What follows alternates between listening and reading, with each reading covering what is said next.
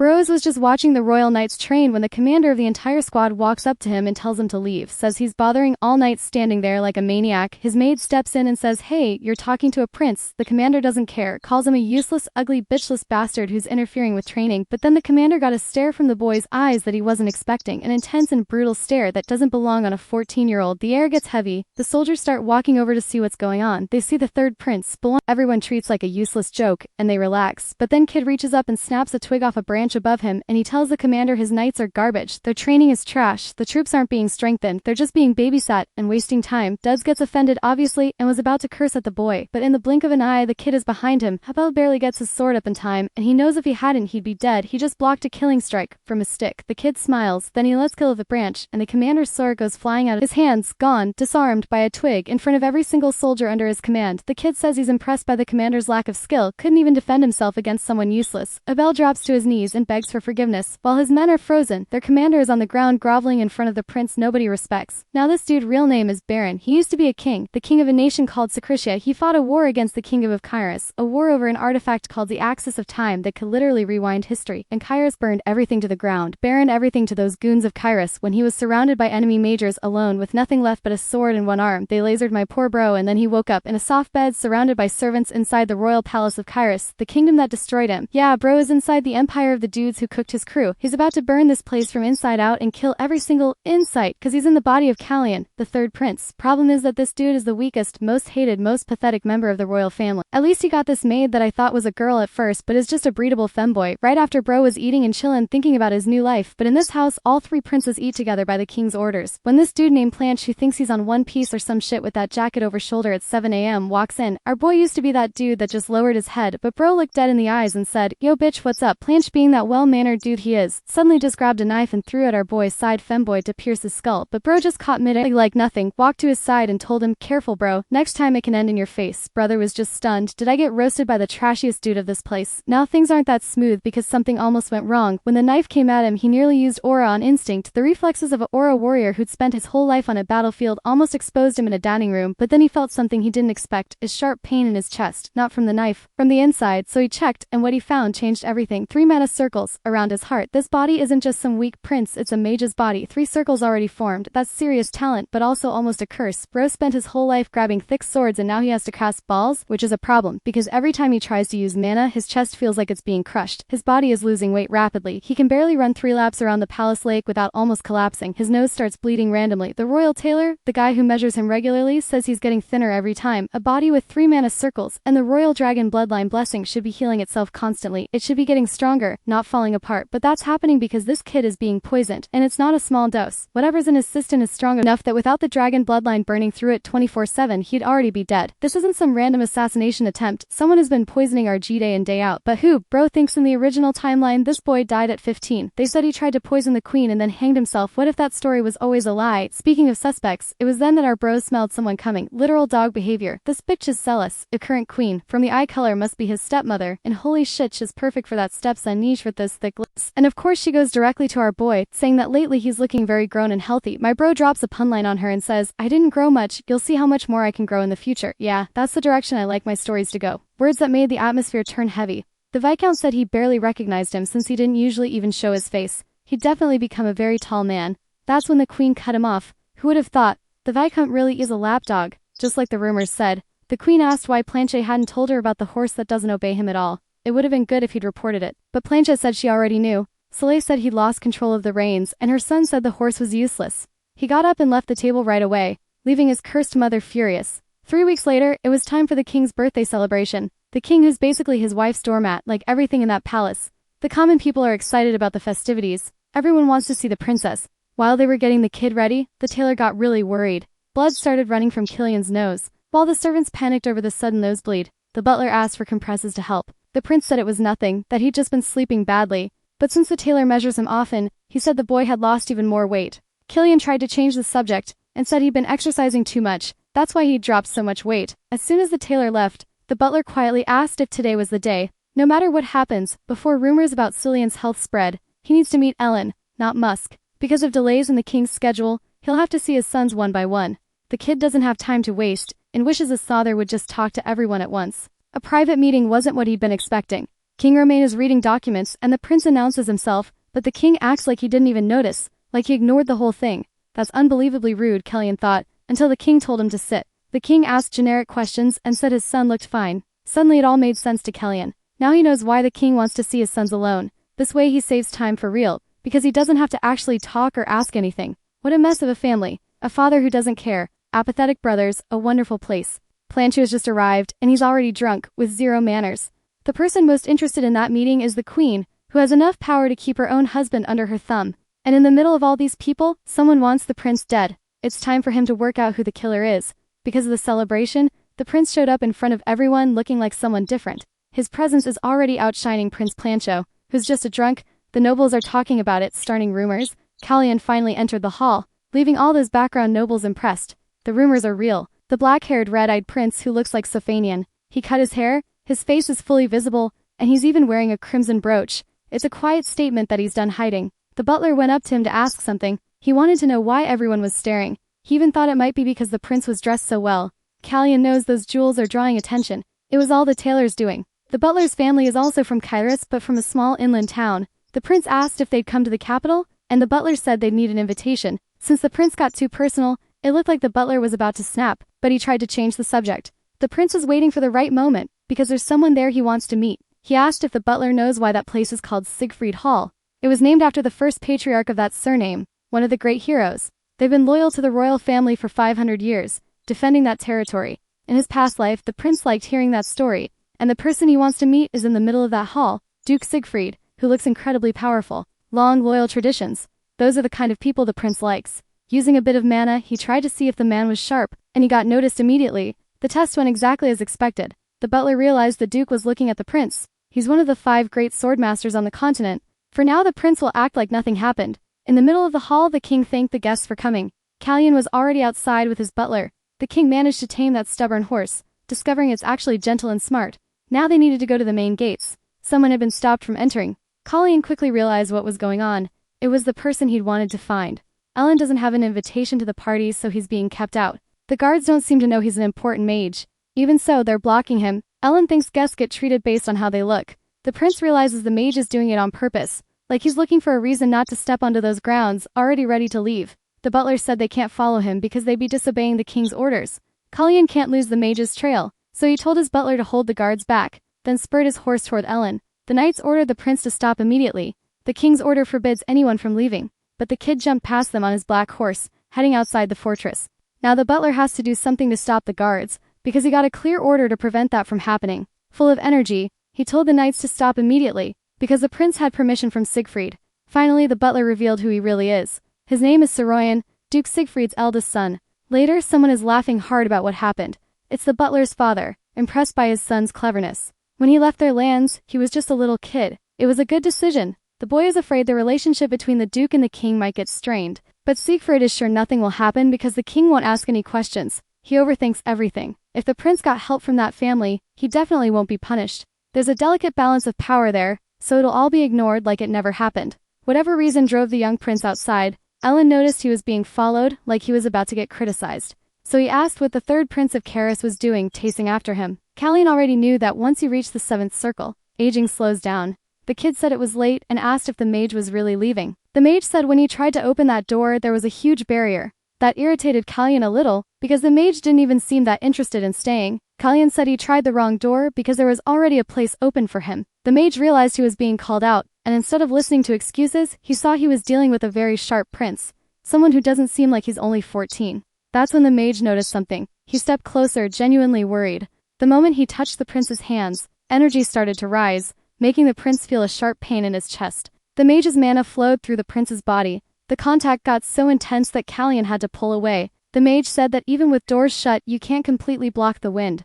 The kid's condition had been exposed to this master. Kellyan said there's a limit to how much mana he can use, but that isn't his real problem. The question is whether the mage has already figured it out.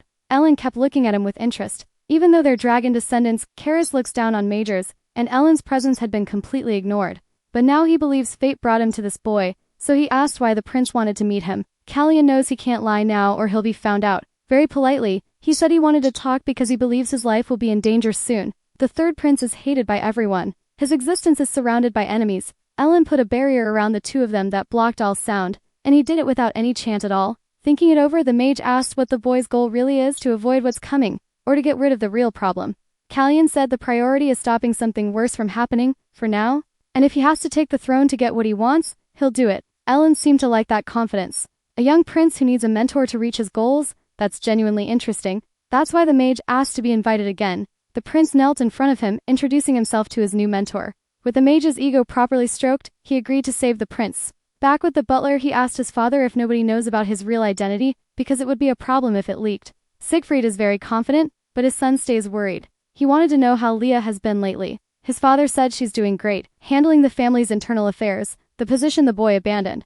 Whenever he wants to stop playing at being a butler, he can come back anytime. Realizing he won't see his son for a long time, the Duke listened as the boy said they'll see each other again in 3 months. Siegfried took that as his son leaving his current post. The boy said that soon a young master will turn 15. His father asked if he knows what their surname means. They're known as the Elephants of Kairos. They never wanted the throne, but they're extremely powerful. They're the kings of beasts and nobody can lay a hand on them. After saying that, Siegfried started smiling, saying their name carries real power. Then he told his son to do whatever he wanted, which made the boy genuinely happy. He said next time, he shouldn't make him worry so much. The butler fixed his clothes to return, very formal. He said goodbye to his father, saying they'd see each other soon. Siegfried thought his son was stubborn, typical of the family. He was also thinking about what the prince did earlier. If he can pull something like that off, he must have grown a lot. Now the Duke wants to know what the third prince is planning. The next day, a carriage caught everyone's attention. It had an emblem with 7 roses and a silver staff. People wanted to know why that family was visiting Kairos, but the reason seemed obvious. They have a good relationship with the king, and rumors were spreading. Ellen had just stepped down from the carriage. His young disciple had made it happen. The night before, they talked about exactly this. The mage needed to arrive at 9 o'clock. Competing with the Brizon family's influence won't be easy. It's time to shake up the nobles. The servants of that house welcomed the mage politely, and said the king was already waiting. In the meeting, the king was surprised by the mage's presence, and Ellen asked for a place to stay. To compete with his wife's power, the king knows having that mage on his side would be very useful. It's surprising he showed up there first, and it made the king suspicious. The mage said that the night before he found a small black cat with red eyes. He realized it was very smart, and decided to teach it a few things, but he still didn't have anywhere to stay. The king asked what he was going to teach, and the answer couldn't be more obvious: magic. But the environment also needs to help that little cat improve, so the owner of those lands needs to contribute too. A bit uneasy, the king asked if the mage can really do that. Callion will be his disciple. Nobody can stop it. The king decided to cooperate. That place is already a mess. One more thing won't make it worse. Still, the king was intrigued, because he heard the third son had nothing special about him. That surprised the mage. Even the boy's health condition is unusual, because it's hard to find the cause. To make it worse, the king only talks about things he's heard, like he doesn't even know his own son. So the mage asked if the father knows the young prince's height. Something basic. From the king's silence, the mage immediately realized he couldn't answer. Then he told him attention can be poison, and indifference can be medicine. But in this case, saying you're busy is just an excuse. The king got irritated but decided to let it go, since the mage still doesn't know how to behave as the boy's mentor. He said it's ridiculous to have to explain this, but he cares a lot about the young prince, insisting he's exceptionally special. Just as their conversation was about to be interrupted, a magical barrier was summoned. Ellen told the king to pay attention. The boy looked sick. Even the clothes he put on had been urgently altered, since he lost weight. He can barely get himself up when he wakes. If the king keeps doing nothing but watch, he's going to lose that something he claims is so precious. It's almost lunchtime, and the young prince still hasn't left his room to eat breakfast. The butler said he'd handle it for him and bring some tea. Our protagonist stays in bed in a lot of pain, even while he's asleep. Watching that, the butler figured the day before must have been exhausting. That's when the mage showed up and saw the boy still hadn't woken up. The mage's presence threw the butler off. But then he was completely terrified when Ellen appeared out of nowhere. Siegfried Jr. tried to stop the mage from getting closer. He told him to give our protagonist some time because his health was fragile. But the mage recognized that boy right away. They'd met a few years earlier, and he knew he was looking at the baby elephant. Looks like some people know who the butler's father is. The butler swore his disguise was perfect, but he still got found out. Our protagonist finally woke up, but he had no idea how many hours he'd been resting. He was told he had a visitor. Callion saw who the mage was, and the boy received a small gift from him, some pills he had to take every day. Alan said the boy was dealing with 2 problems. The first was that he couldn't control his own mana. The second was that his body was losing weight way too fast. Callion was impressed by his teacher's ability to notice things. Alan asked if the boy really had the power of the blessing. Callion said yes, because of it, he should recover faster and have an affinity for magic. But some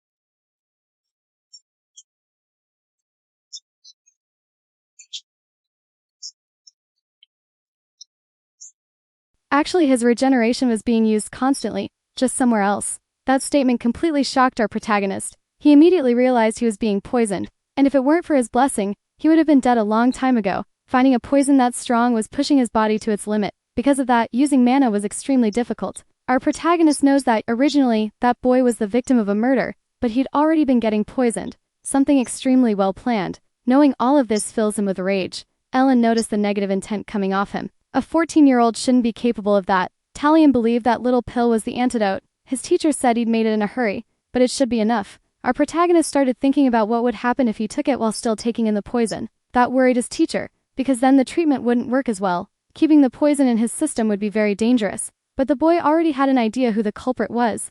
It had to be the tea he drank every morning. Since he drank it in front of everyone, it would be easy to confirm he'd ingested it. Maybe the boy discovered that in his past life, and that's what sped up his assassination. Things are very different now. Talion needs to find out what's going on while keeping everything secret. His teacher asked if that was the only option. The boy needed to confirm the tea was the source of the poison. That could put his servants in danger, because the culprit does it regularly. Confident they'll never be caught. Knowing the butler's real identity, the teacher said he'd be safe, but he understood Callion's fear and wanted to know what the next steps would be, somewhere mysterious. A disgusting old man said that to use his trump card he needed to receive something. The next day, Callion wanted his teacher to accompany him outside. Some servants went to find Prince Planche, because the queen wanted to see him. She said the boy was very late, but he didn't seem to care at all. Drunk again, the young man drank some water and told his mother to just say what she came to say and leave. The queen had heard our protagonist had gotten a mentor, Ellen the Seventh Circle Mage. That news was spreading among the nobles. Planche couldn't care less. The queen told him he had to appreciate the investment she'd made.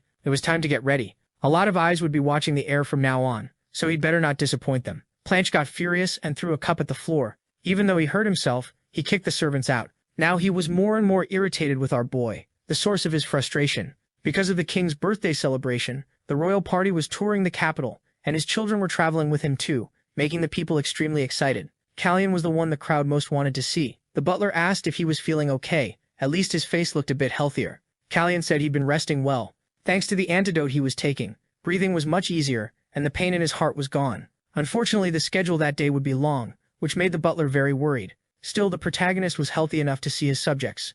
In the middle of the crowd, a man tried to hide. Our protagonist noticed those mysterious figures. He would never forget them. They were people from his past life. That knight who sacrificed himself to protect him, Kiri. But a hooded man disappeared into the crowd. Our protagonist tried to follow on horseback, but the butler stopped him. Callion tried to explain that he needed to go after them, but they were already gone, and it would look terrible to abandon the caravan at that moment. One thing he was sure of, he would meet his friend again. At the end of the route, a noble welcomed the king and his family. He said he'd prepared a performance to celebrate their arrival, Baron Melfier, the one responsible for organizing this outing and all the stress our boy had felt. In his past life, a horseback outing was organized by that baron, and one of the king's sons got hurt, which led to Melfier being hanged. It's a shame because he seems like a pretty polite background character. The hall was already prepared to receive the guests. Our boy had already spotted the chandelier that was going to fall, for an event held for the king himself. It was weird that the knights hadn't checked the safety, but thinking about the commander, Callion realized he shouldn't expect much from them. He decided he'd give that background character a chance to live.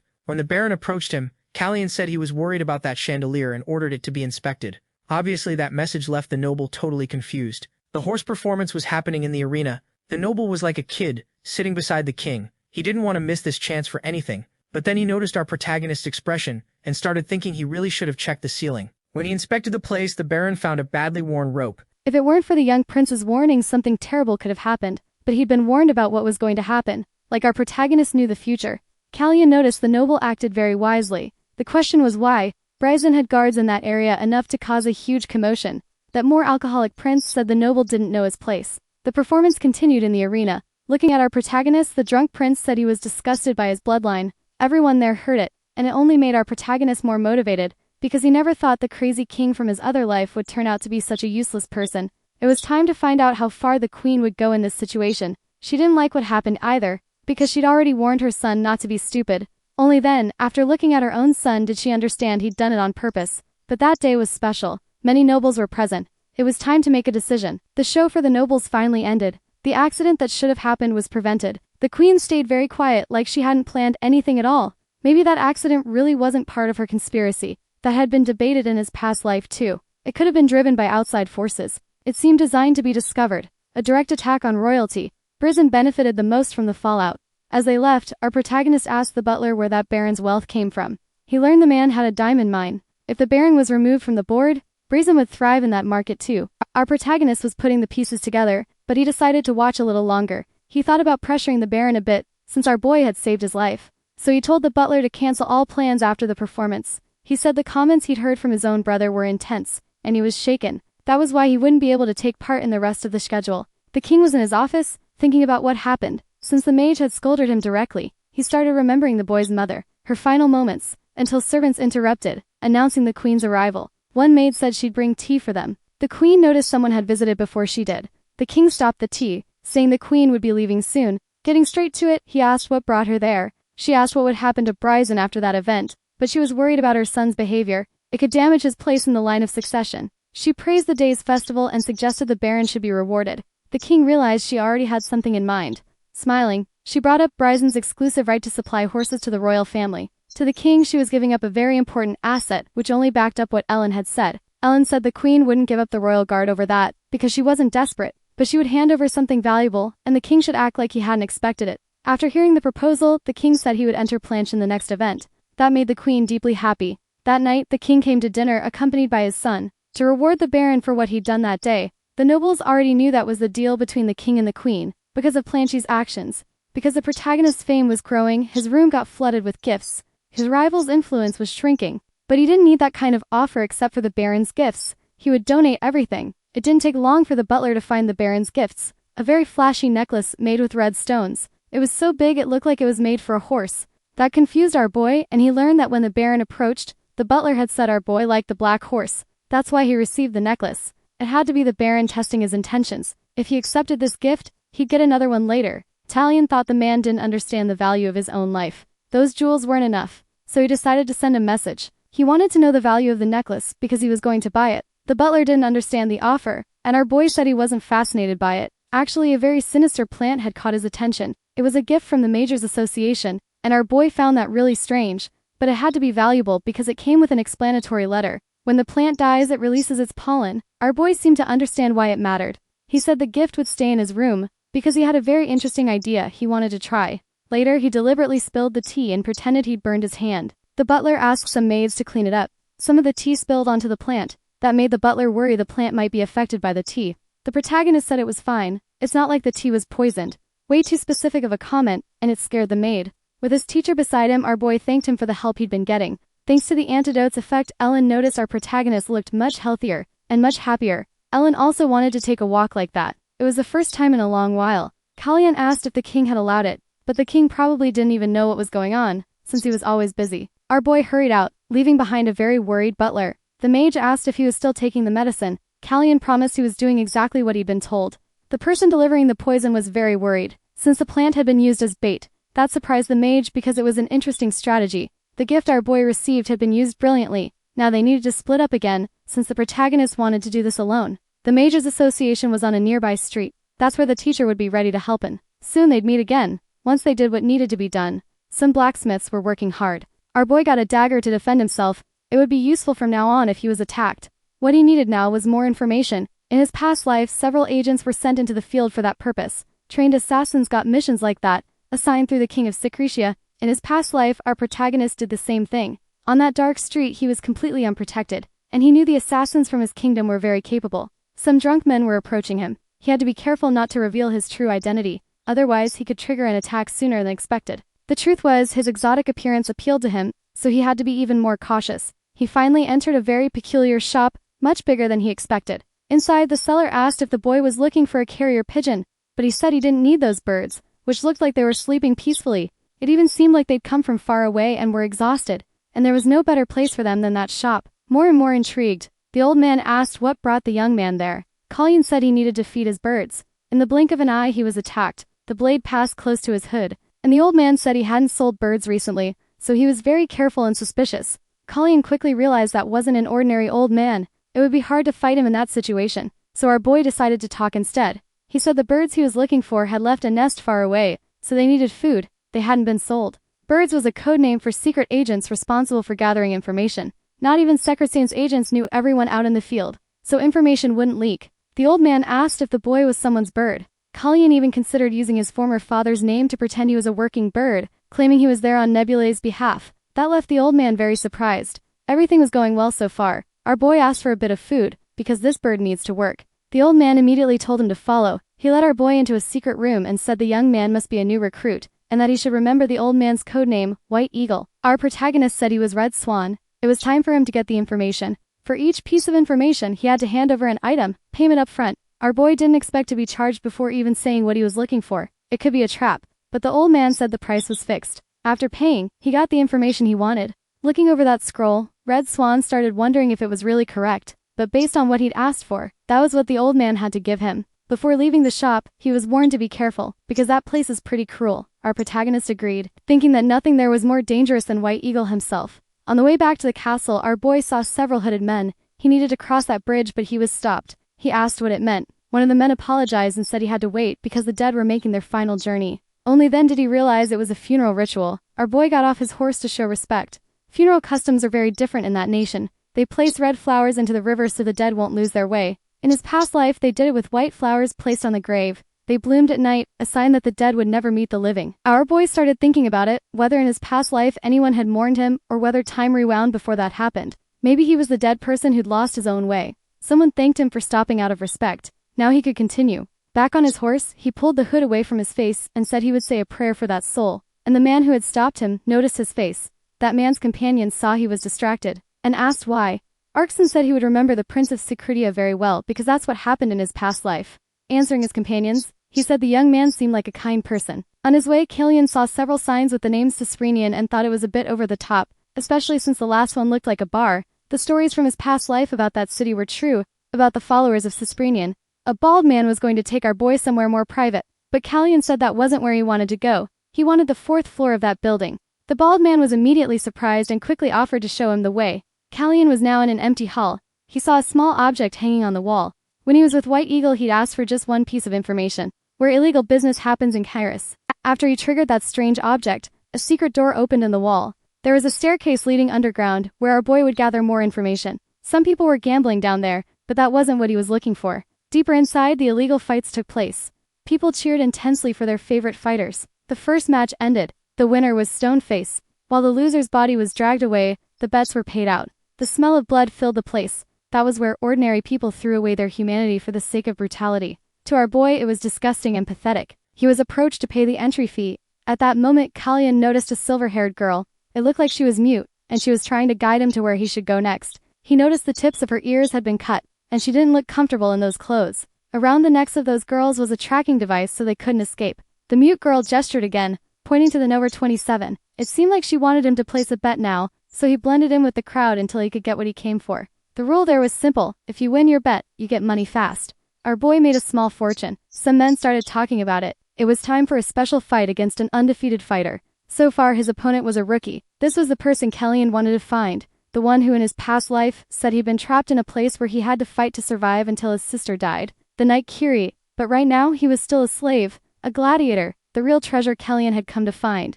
Without hesitating, Kellyan bet everything he had on that fighter, leaving the mute girl stunned. A risky bet that left the onlookers shocked, thinking the boy had to be crazy, and they weren't wrong. Up to now, Kiri hadn't won anything. A veteran gambler said what our boy did was reckless. It wasn't worth betting everything on someone who'd never won, but our boy wouldn't budge. He told the mute girl to make sure the bet went through. After that, the veteran gambler did what his conscience told him to do, warn the rookie. That fight was going to be a complete massacre. Even inside the cage, Kiri realized what had happened. The undefeated fighter said that crazy bettor was about to lose everything. The shackles holding them were unlocked. The fight had barely started, and Kiri was already forced to defend against devastating blows. Every block hurt almost as much as taking a clean hit. The gladiator landed a strike to Kiri's stomach, making him spit blood from the impact. Now the protagonist started to get nervous. Without a sword, he knew Kiri wasn't that dangerous.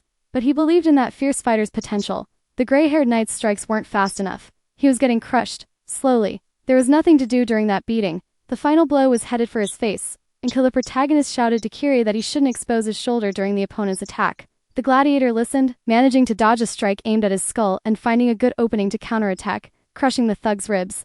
If the guy's bones weren't made of rubber, they definitely cracked. Kiri turned into a dentist, pulling teeth without anesthesia. To everyone's shock, Kiri got his first victory. No one could explain how it happened. It shouldn't have been possible. While desperate screams rose from the people who'd lost money, Kiri looked at our boy. Kalyan couldn't hide how happy he was. That a very suspicious bald man said someone wanted to talk to our boy and told him to come along. In a private room, someone said our boy had real talent. He turned 3 coins into a total of 6,000, and that was a big problem for a betting house. That man didn't want to pay him. Kalyan thought they were going to propose some kind of deal, but they were even dumber than they looked. The mobster asked what the boy could offer in this situation. Our protagonist said that if he took the hood off his face, things would get very bad for him. The mobster doubted the threat. It was time to rip that hood off by force, but one of the mobster's hands was violently pierced.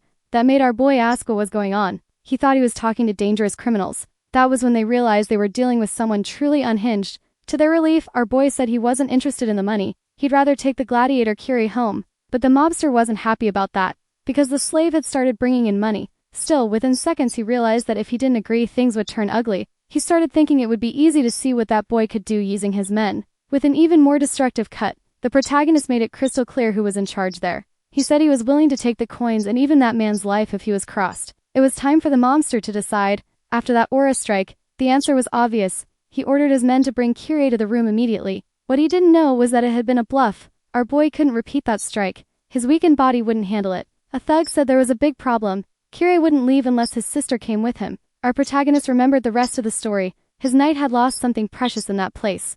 Kalyan started to show he was getting impatient. That made the mobster move faster, saying everything would be prepared so they could leave as soon as possible. But our boy held out his hand in a threatening way. He wanted the entry fee back, the amount he'd paid to get in. Now that they were back in the dark alley, Kiri was a little worried. Coincidentally, his sister was the mute girl. They thanked our protagonist for the help, but they couldn't understand why he'd helped them. Kalyan handed his cloak to the girl and told them to be less suspicious, because he didn't have any bad intentions. That was when his face was recognized, the face of the third prince. Kiri apologized for having suspected someone so important. Our boy told him not to bow his head like that, because they didn't need to do that in his presence. Those siblings had elf blood, they were hybrids, and their lives had already been doomed. Taking the opportunity, our boy said that exposing the shoulder like that is something beginners in fencing do all the time. Now the question was whether Kiri wanted to become a knight. The young man said he wanted to become a sword that could protect everything he cared about, not a knight. Our boy said the first step was to work as his shield. If he wanted to keep going down that path, he should come find him, and he gave the young man a sword. Kiri still didn't know why he'd been given something so important. Kalyan, smiling, said he needed a good sword. It was time for him to repay everything he'd received in his past life. Ellen was reviewing the most recent events, and how our boy had saved that baron's life. The prince knew the chandelier was going to fall. Our boy went to meet his master.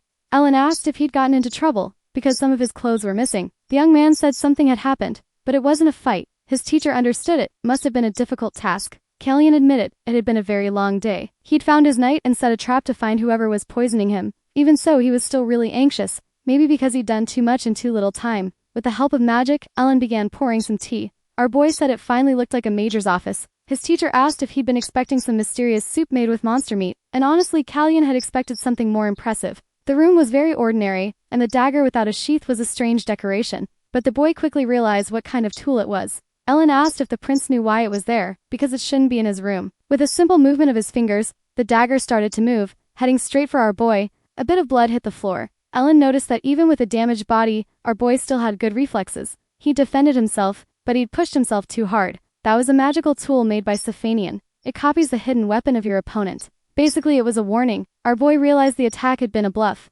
Ellen confirmed with his own eyes that besides knowing how to use a sword, the boy could use aura. From the first time he saw him, he was sure their meeting had been strange. But even more absurd things kept happening. The boy didn't match what they thought they knew about him. When he learned he was being poisoned, instead of being scared, he was filled with rage. And after the incident with the Baron, it was time to tell his teacher the truth. Ellen used healing magic on the boy's body. His teacher probably already suspected his identity, but it was more likely he was trying to believe him. So our protagonist said he wasn't Kalyan. His real name was Baron Sacredia. My god, I didn't expect him to reveal that he broke rule number 1 of every regressor story. Now the two of them talked more about the artifact called the Axis of Time. It seemed the real Kalyan truly wasn't alive anymore, the professor believed. Our protagonist wasn't sure. He still felt the presence of someone else. He hadn't been sure before because it was so confusing. Helen remembered the first time they met, our boy said he wanted something above the royal throne. Now Ellen wanted to know what that was. Kalyan revealed he wanted to stop the war from happening. He didn't know why Plancha was after the Axis of Time, but if the root of the problem stayed, history would repeat itself.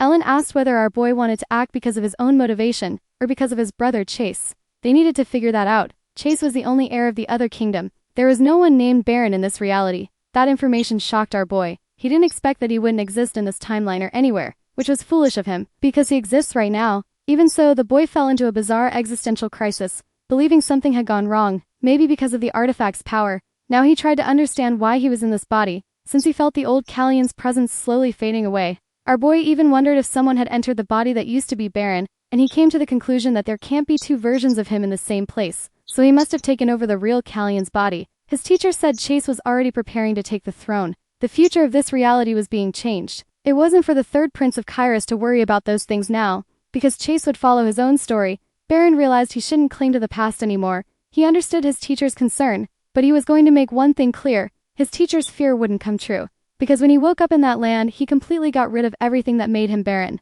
Words so heavy they left Elan stunned. Now the protagonist asked if his teacher was okay. After hearing all that, Elan, even though he was confused, still didn't understand his student's worry. And from the beginning he'd made his alliance with one person. Our boy. Outside, Callian asked if his teacher already knew about the axis of time. From his reaction it seemed he knew something. Elan said something had happened last year. Chase had asked him the same question. All he knew was that the artifact wasn't made by humans, and a month ago he learned it had disappeared from the kingdom, possibly on the day of our boy's regression. That information scared Callian a little. He didn't know why the artifact might have vanished, but that wasn't a question that could be answered now. However, there was someone who might have that answered, someone the prince would meet soon. Ellen pointed to the statue of Safanian, and our boy realized his coming-of-age ceremony is happening soon. Rosalita is the name of the event, when royal family members have to find Safanian's empty nest, and inside it speak with her will. But to do that you have to make it there alive, meaning he needs to figure out who's trying to poison him. Callian believes that just this alone should have already led to someone getting caught. Back in his room, he went to examine that plant. Even though the butler was worried, everything went exactly the way the protagonist planned. Now it was time to find something seriously cool. Heading straight to the terrace, the butler questioned why they needed to go out there since it was freezing outside. That flower he'd received as a gift, when it dies, its pollen spreads through the air and very few people know it has that trait. The tea was poured somewhere everyone could see. Callian watched everyone's reactions closely. That was a deadly poison, hardly anyone would survive it, and the plant should definitely have died. And yet, it was completely healthy, like someone had swapped the specimen. Finally the butler understood what was going on. The pollen from that plant was drifting through the air. A trail left behind showed where the plant might be hidden, and it would lead the protagonist straight to the culprit, pointing toward the palace of Hesia, where coincidentally the queen of that kingdom lives. The protagonist watched the rain fall through the window. The butler slowly approached. The boy asked if he'd rested well, looking perfectly healthy. That left the butler stunned. He wasn't used to being greeted like that in the morning. The boy said he'd woken up early. That was genuinely unheard of for the butler, and the boy kept a close eye on the cup of tea. As he drank, he noticed it tasted different than usual. Celeste had increased the poison dose. The boy asked if there were any events that week with all the nobles. The butler told him there would be a conference next week, and right after that, a huge banquet. The perfect day to stop drinking that poison. The protagonist took the antidote right after the tea, which made the butler curious. He asked what it was, and the boy said it was just vitamins. Since his body had been getting weaker, he should take them. Now the butler grew thoughtful, staring at the teacup. The whole thing made him deeply uneasy. After what happened at the horse presentation, Planchet stopped coming to breakfast. For the protagonist, that was great. It removed obstacles from his schedule, taking advantage of his second brother being there. Callian said the flowers would bloom soon. A heavy silence fell between them, and the blonde boy decided to leave. Then the butler asked why the boy had brought that up. Callian said he'd seen some roses while walking, and it reminded him that Randall used to grow roses. There was no hidden meaning behind it. Later that day, the protagonist trained a bit more. His physical condition kept getting worse, and he was sure that if he stopped training, his body would deteriorate even faster. He still didn't know how his master showed up there, but the teacher said he'd spoken with the king. That made the boy say he had two questions. He needed the identities of two people, nothing complicated for his master. The second favor was to investigate some nobles who might be involved in this, especially the Brizan family, which his teacher had already expected.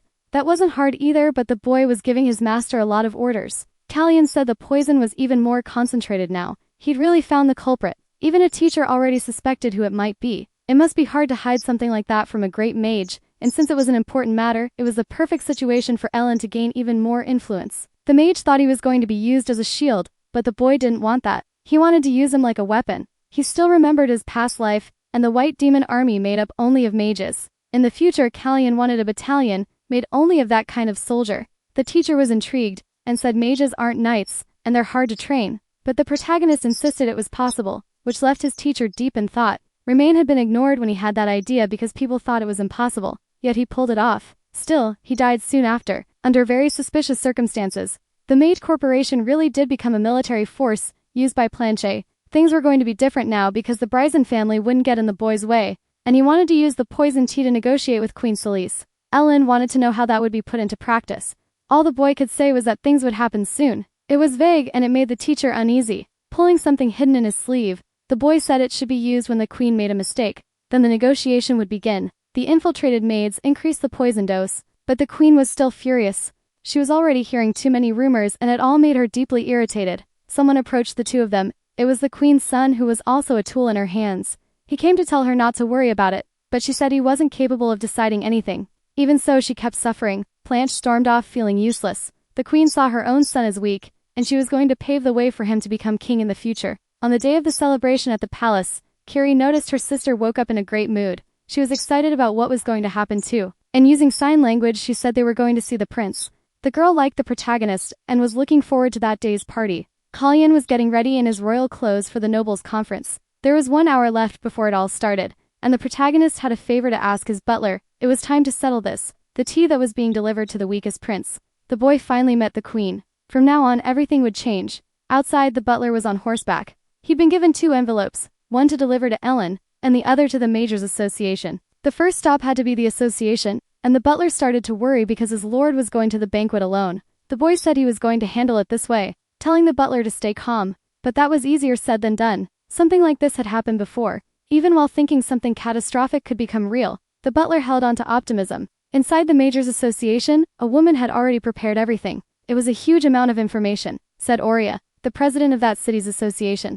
But since it hadn't been revealed until now, it seemed suspicious. Ellen believed it was the result of political power. More and more intrigued, Arya wanted to know how the prince was going to use those materials. Right then the butler arrived at the association, and when he found Ellen there he realized his job had gotten easier. He finally delivered the letters the boy had written. Ellen was already preparing to travel, heading straight to where the banquet was happening. The butler said he couldn't enter without an invitation. That was when the mage said the protagonist was at risk of not surviving until the next day. In the letter, Kalyan said he was going to make a deal with the queen, using his own life. If anything went wrong, Ellen would need to fix it. Exactly 1 hour earlier, the negotiations had begun. Kalyan told the queen they needed to be honest. She agreed, but didn't believe anything would change. Faced with her overconfidence, Kalyan told her to mind her manners. Thinking he only wanted to argue, the queen stood up. Disappointed, she thought she'd be entertained for a few minutes. Before she left, Kalyan said he knew about the poison tea. He asked for it to stop being served, calling it disgusting. Shocked at being accused, the queen said he didn't know what he was talking about. Expecting that answer, the boy came prepared, so she wouldn't do it again in the future. He brought a small container. Inside was a poison that stops the heart for a few moments. It doesn't react to silver and can't be detected by magic. Since the boy has the power of a blessing, his heart wouldn't be affected by it, but even that has limits. The poison needed to spread through his body. The first question the protagonist raised was, who would they suspect first? The queen started smiling like she'd lost it. She said things wouldn't go the way the boy wanted, because this wasn't her first time. She even said she was the one who took the life of the protagonist's mother. That made the boy furious, and he asked what he should do with that tea. The queen suggested he drink it all. As he drank the cup, the boy said her words would be taken as a refusal. That made the woman smile, believing no one would suspect her, because not even the king could control her. Celise believed there was nothing she couldn't get in that kingdom. That's how she got the throne. All she had to do was remove the obstacles in her way. But there was still one thing she hadn't achieved yet, and she was working to make it happen. The protagonist started coughing hard after swallowing the poison until his body collapsed to the floor, badly weakened. The king and his brothers panicked over the boy. While they called for a healer, the queen smiled at the scene. Chaos broke out at the banquet. People thought someone had tried to poison the prince. Even if it was possible, nobody could say for sure. The nobles fell silent. Raising suspicions in that room could be deadly. Celise was impressed with her own power. No one dared say she was guilty of anything. The king rushed to the boy, desperate. Lifting him into his arms, he begged him to stay awake. The boy tried to speak, struggling. It made the king remember his late wife and the last vow she made that he would take care of the son they had. A memory remained never forgot. Celise, despite all the commotion, announced she was returning to her own palace. Furious, the king asked if she was involved, shouting her name loud enough for everyone to hear. Everyone at the banquet went speechless. The queen couldn't believe it. Now the nobles truly started considering that something had happened. Hiding her face behind her fan, she said she didn't understand the accusations, and claimed the boy was always sick. That only made the king angrier, because it was exactly what she'd said when the queen died, when she gathered all the kingdom's knights. The same scene repeated years later. Sayaz took advantage of the fact the protagonist had been a very sickly child. She used the chance to say someone else had been present at breakfast, the second prince. Hearing her accusations, the king ordered her to shut up, but she was shameless, and knew how to act. She said she was worried about his children. She said it like she were a mother figure to the boy, which offended the king even more. Then someone unexpected spoke up. Plancha said his brother was fine and he'd never felt there was anything wrong with his health. He even remembered the protagonist used to tell them there was nothing wrong with him. Finally the priest arrived to examine the boy. After being humiliated by her own son, Celise left a banquet. Using healing magic, the priest tried to do something, but something unexpected happened. A magical barrier made by the boy's teacher. It looked like he'd arrived at the crucial moment of the night. According to Ellen, that would kill the boy. The king grew even more terrified, because his son needed urgent treatment. Then they were told the boy had a magic circle in his heart, combined with holy power. He would die with no viable options. The king became more and more desperate.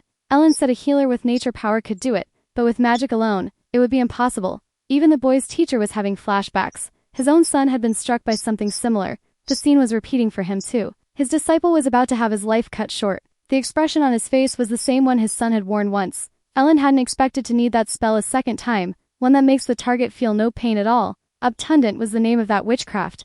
Outside the city, pamphlets started falling from the sky. The truth about the Brizan family and the 37 people they killed. It sparked outrage. People now wanted revenge for what the queen did to the boy. The rumors set the population on fire. Ellen, now speaking with the king, said the Mage Corporation needed to be created. They had to use the situation where the queen was the guilty one, and coincidentally he'd already been thinking about creating the Mage Corporation. Celeste, waiting to speak with the boy, didn't know when they prepared something like that. To her surprise, the protagonist was fine, even after spending a week on the edge of death. Still, he was weak, but he pushed himself as hard as possible to show strength, not weakness. For some strange reason they were negotiating again. The boy said her deadline was over. After a week the situation was different, and in fact the queen was more willing to listen and accept proposals now.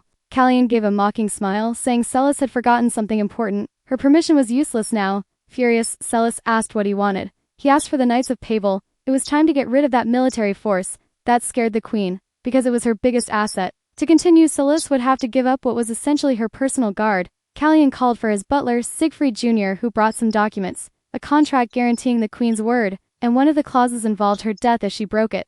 Done through magic, it would destroy the heart of whoever disobeyed. The second prince went back to taking care of his roses, and he found out the queen went to speak with Callian as soon as he woke up. Before Clean lost consciousness, his eyes met his brother's again. Another time, our boy had said the flowers would bloom, a sign that all of this had been planned. Now that he knows what actually bloomed, the second prince is thinking about cooperating. Even Planche can tell our boy has recovered. Things are changing fast. Sleazy doesn't want to make that magical oath, but to Callian the only way to negotiate with a woman like her is with real consequences. He's just waiting for her to say the word. After thinking it over, furious, Celisi grabbed a quill to sign the contract. The magic quickly started spreading through her body, showing the contract had been sealed. For our protagonist, this is the perfect situation before she leaves. Callian admits he never had a good relationship with his brothers, and that Planche didn't take that stance to help him. He underestimates what he doesn't understand. And if he'd said anything more provocative, the king's sword would have taken his head off without hesitation. After a long silent moment, Celisi's final left. Ellen went straight to see his disciple, who had woken up. Especially after hearing the queen had been there, it didn't take him long to realize Callian was starving, happily eating several bananas. Our boy said he did his part, and he's glad about it. Ellen said they got lucky. The half-elf siblings showed up at exactly the right time. That girl uses nature power as healing. Callian really took a massive risk, and even he agrees because he didn't know Hina's potential. That left Callian speechless. Not even in his past life did he know, because the girl died young. That only makes Ellen angrier because that boy's plan was unbelievably reckless. Even so, Ellen handed Callian something he'd asked for. The elf siblings' documents. They needed an official last name, and Ellen chose Baron, the old name of our protagonist. It's a small detail that made our boy really happy. Making them citizens of that land makes everything so much better. But Ellen said the idea was actually Romaine's. Rumors that the king cares deeply about him are spreading more and more. Callian realized that's something someone else should have felt later. While he was thinking, our boy asked the butler for a few more bananas. But Siegfried Jr. had something important to say. He can't keep working as a butler anymore. Now there's a flashback about the butler. He's going to see his brother, who looks extremely weak, covered in bandages. They talked about the noise the birds made that morning. During the summer, the older brother, barely hanging on, asked Siegfried Jr. to play violin for him later. The butler overheard adults talking. His brother's condition was getting much worse. Back then, he didn't really understand what it meant to not be able to have something, or to be someone who would never get to have it. After a while, his brother asked him for the truth. Asked if he was dying from that illness. Then a fire happened there. They had to evacuate in a rush. It was caused by the butler's older brother. That was his way of leaving a world full of pain. Winter came, and eventually summer returned, along with the birds singing, but nothing was the same anymore. Siegfried couldn't stand seeing his son isolated, so he forced him out of the room. That was when the butler saw a little boy in the square, the nation's third prince, our protagonist. That was the day the butler decided to become a butler. He told our boy everything, and even though he was someone close to him, he didn't know anything about what had happened to our protagonist. To make it worse, it was his hands that delivered that poison,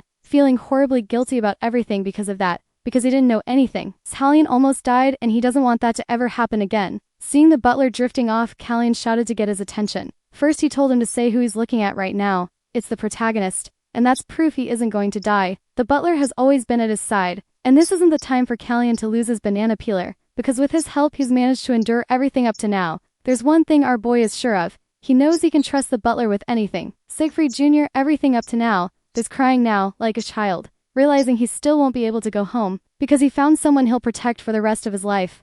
After pulling himself together, he promised he'll find everyone who persecuted our protagonist. Callian said if he's going to get revenge, he should stay quiet, because elephants make too much noise. The butler tried to take it back, saying he won't make that much of a scene, until he realized the word Callian used for him, elephant. That means Callian already knew everything. The butler wants to know since when he's known the truth, and our boy dodged the question. At least they went back to acting normal, leaving what was behind them. Our boy got pulled into a moment of intense introspection, where he saw himself, the former owner of this body, approaching him, walking his path toward who knows where. It felt like a thank you and a goodbye. Callian is falling, drifting farther and farther from that strange moment, until he finally wakes up in his own room. He held a mourning ceremony, lighting a candle for the old Callian, who is now gone for good. Our boy said the old Callian seemed like he was in a hurry. He gave him the life he has now, but wished that our protagonist could achieve what he wants. For the old Callian, life was a prison, which makes our boy envy the freedom he must be living now. But so much has happened already, and he can't abandon it halfway through. Our protagonist decided he'll live this second life to the fullest. The Knights of Babel were dissolved and returned to Bryson territory, and the announcement about the Mage Corporation has just been made. After 3 months, our protagonist's servants concluded they'd need to call the tailor, because our boy has grown a lot. When he went to meet the king, Romain was impressed by how tall the young man was.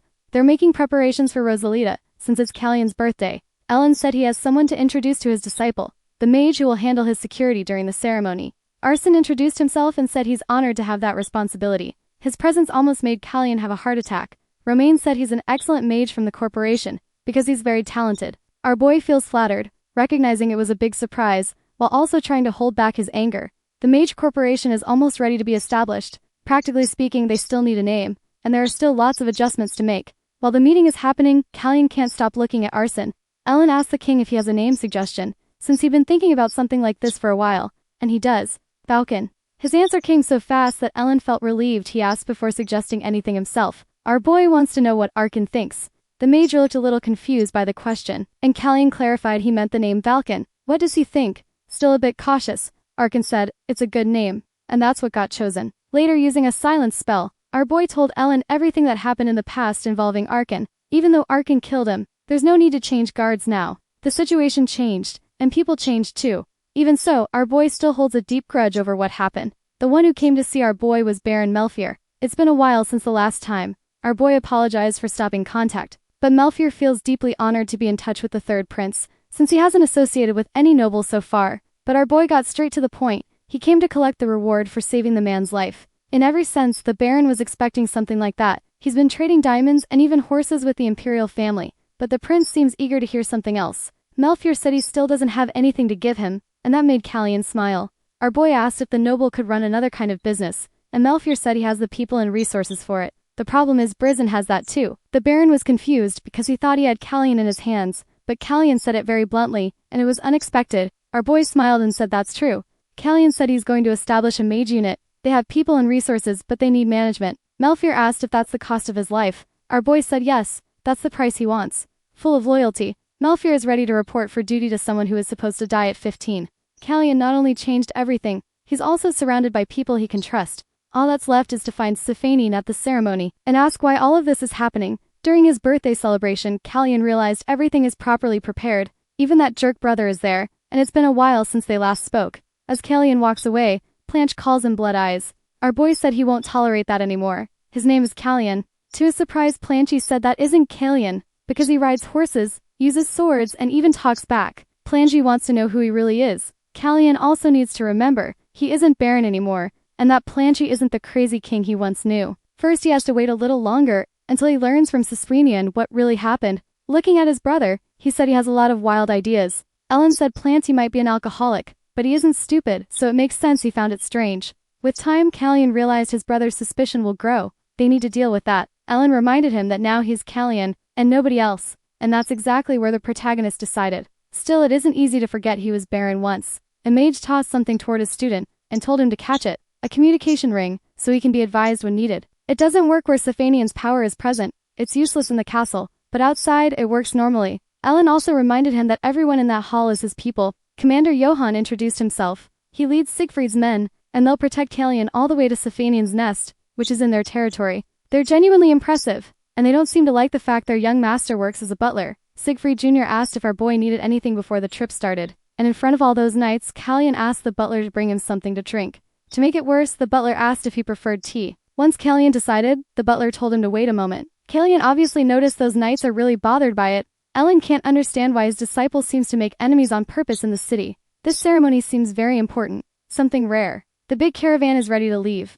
Blanche is still watching everything closely. The queen won't be coming with them, but she stays deep in thought. Our boy is going to travel with his master's approval. The Rosalita ceremony has just begun. Knowing what's happened recently, the king is worried about his son's safety. Ellen said there's no need to worry that much. Romaine finds that confidence strange, and the great mage said he didn't say anything special, but that's exactly the attitude that makes the king even more worried. Callian looks at the communication ring, and since there's no response, his master must be inside the palace. The butler keeps being extremely attentive, and that only fuels the knight's anger. Siegfried Jr. had already said something about it. Callian can't use magic, and his sword skill isn't that good, so the knights need to be even more careful, because the young prince is basically a defenseless child.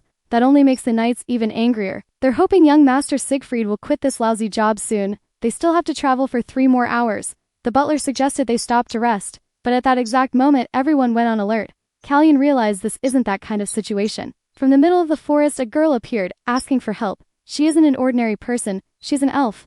After being rescued, she said her name is Sia, and that she's hungry. She'd been hiding in the forest. Callian started to feel that first contact with her was really strange. The commander asked what they should do. Callian told them to feed the girl. He also said that if she was being chased, she should have said so earlier. A hooded man on horseback is approaching. Callian pulled a hood over the girl and told them to hide her. When the stranger got closer, they asked who he was.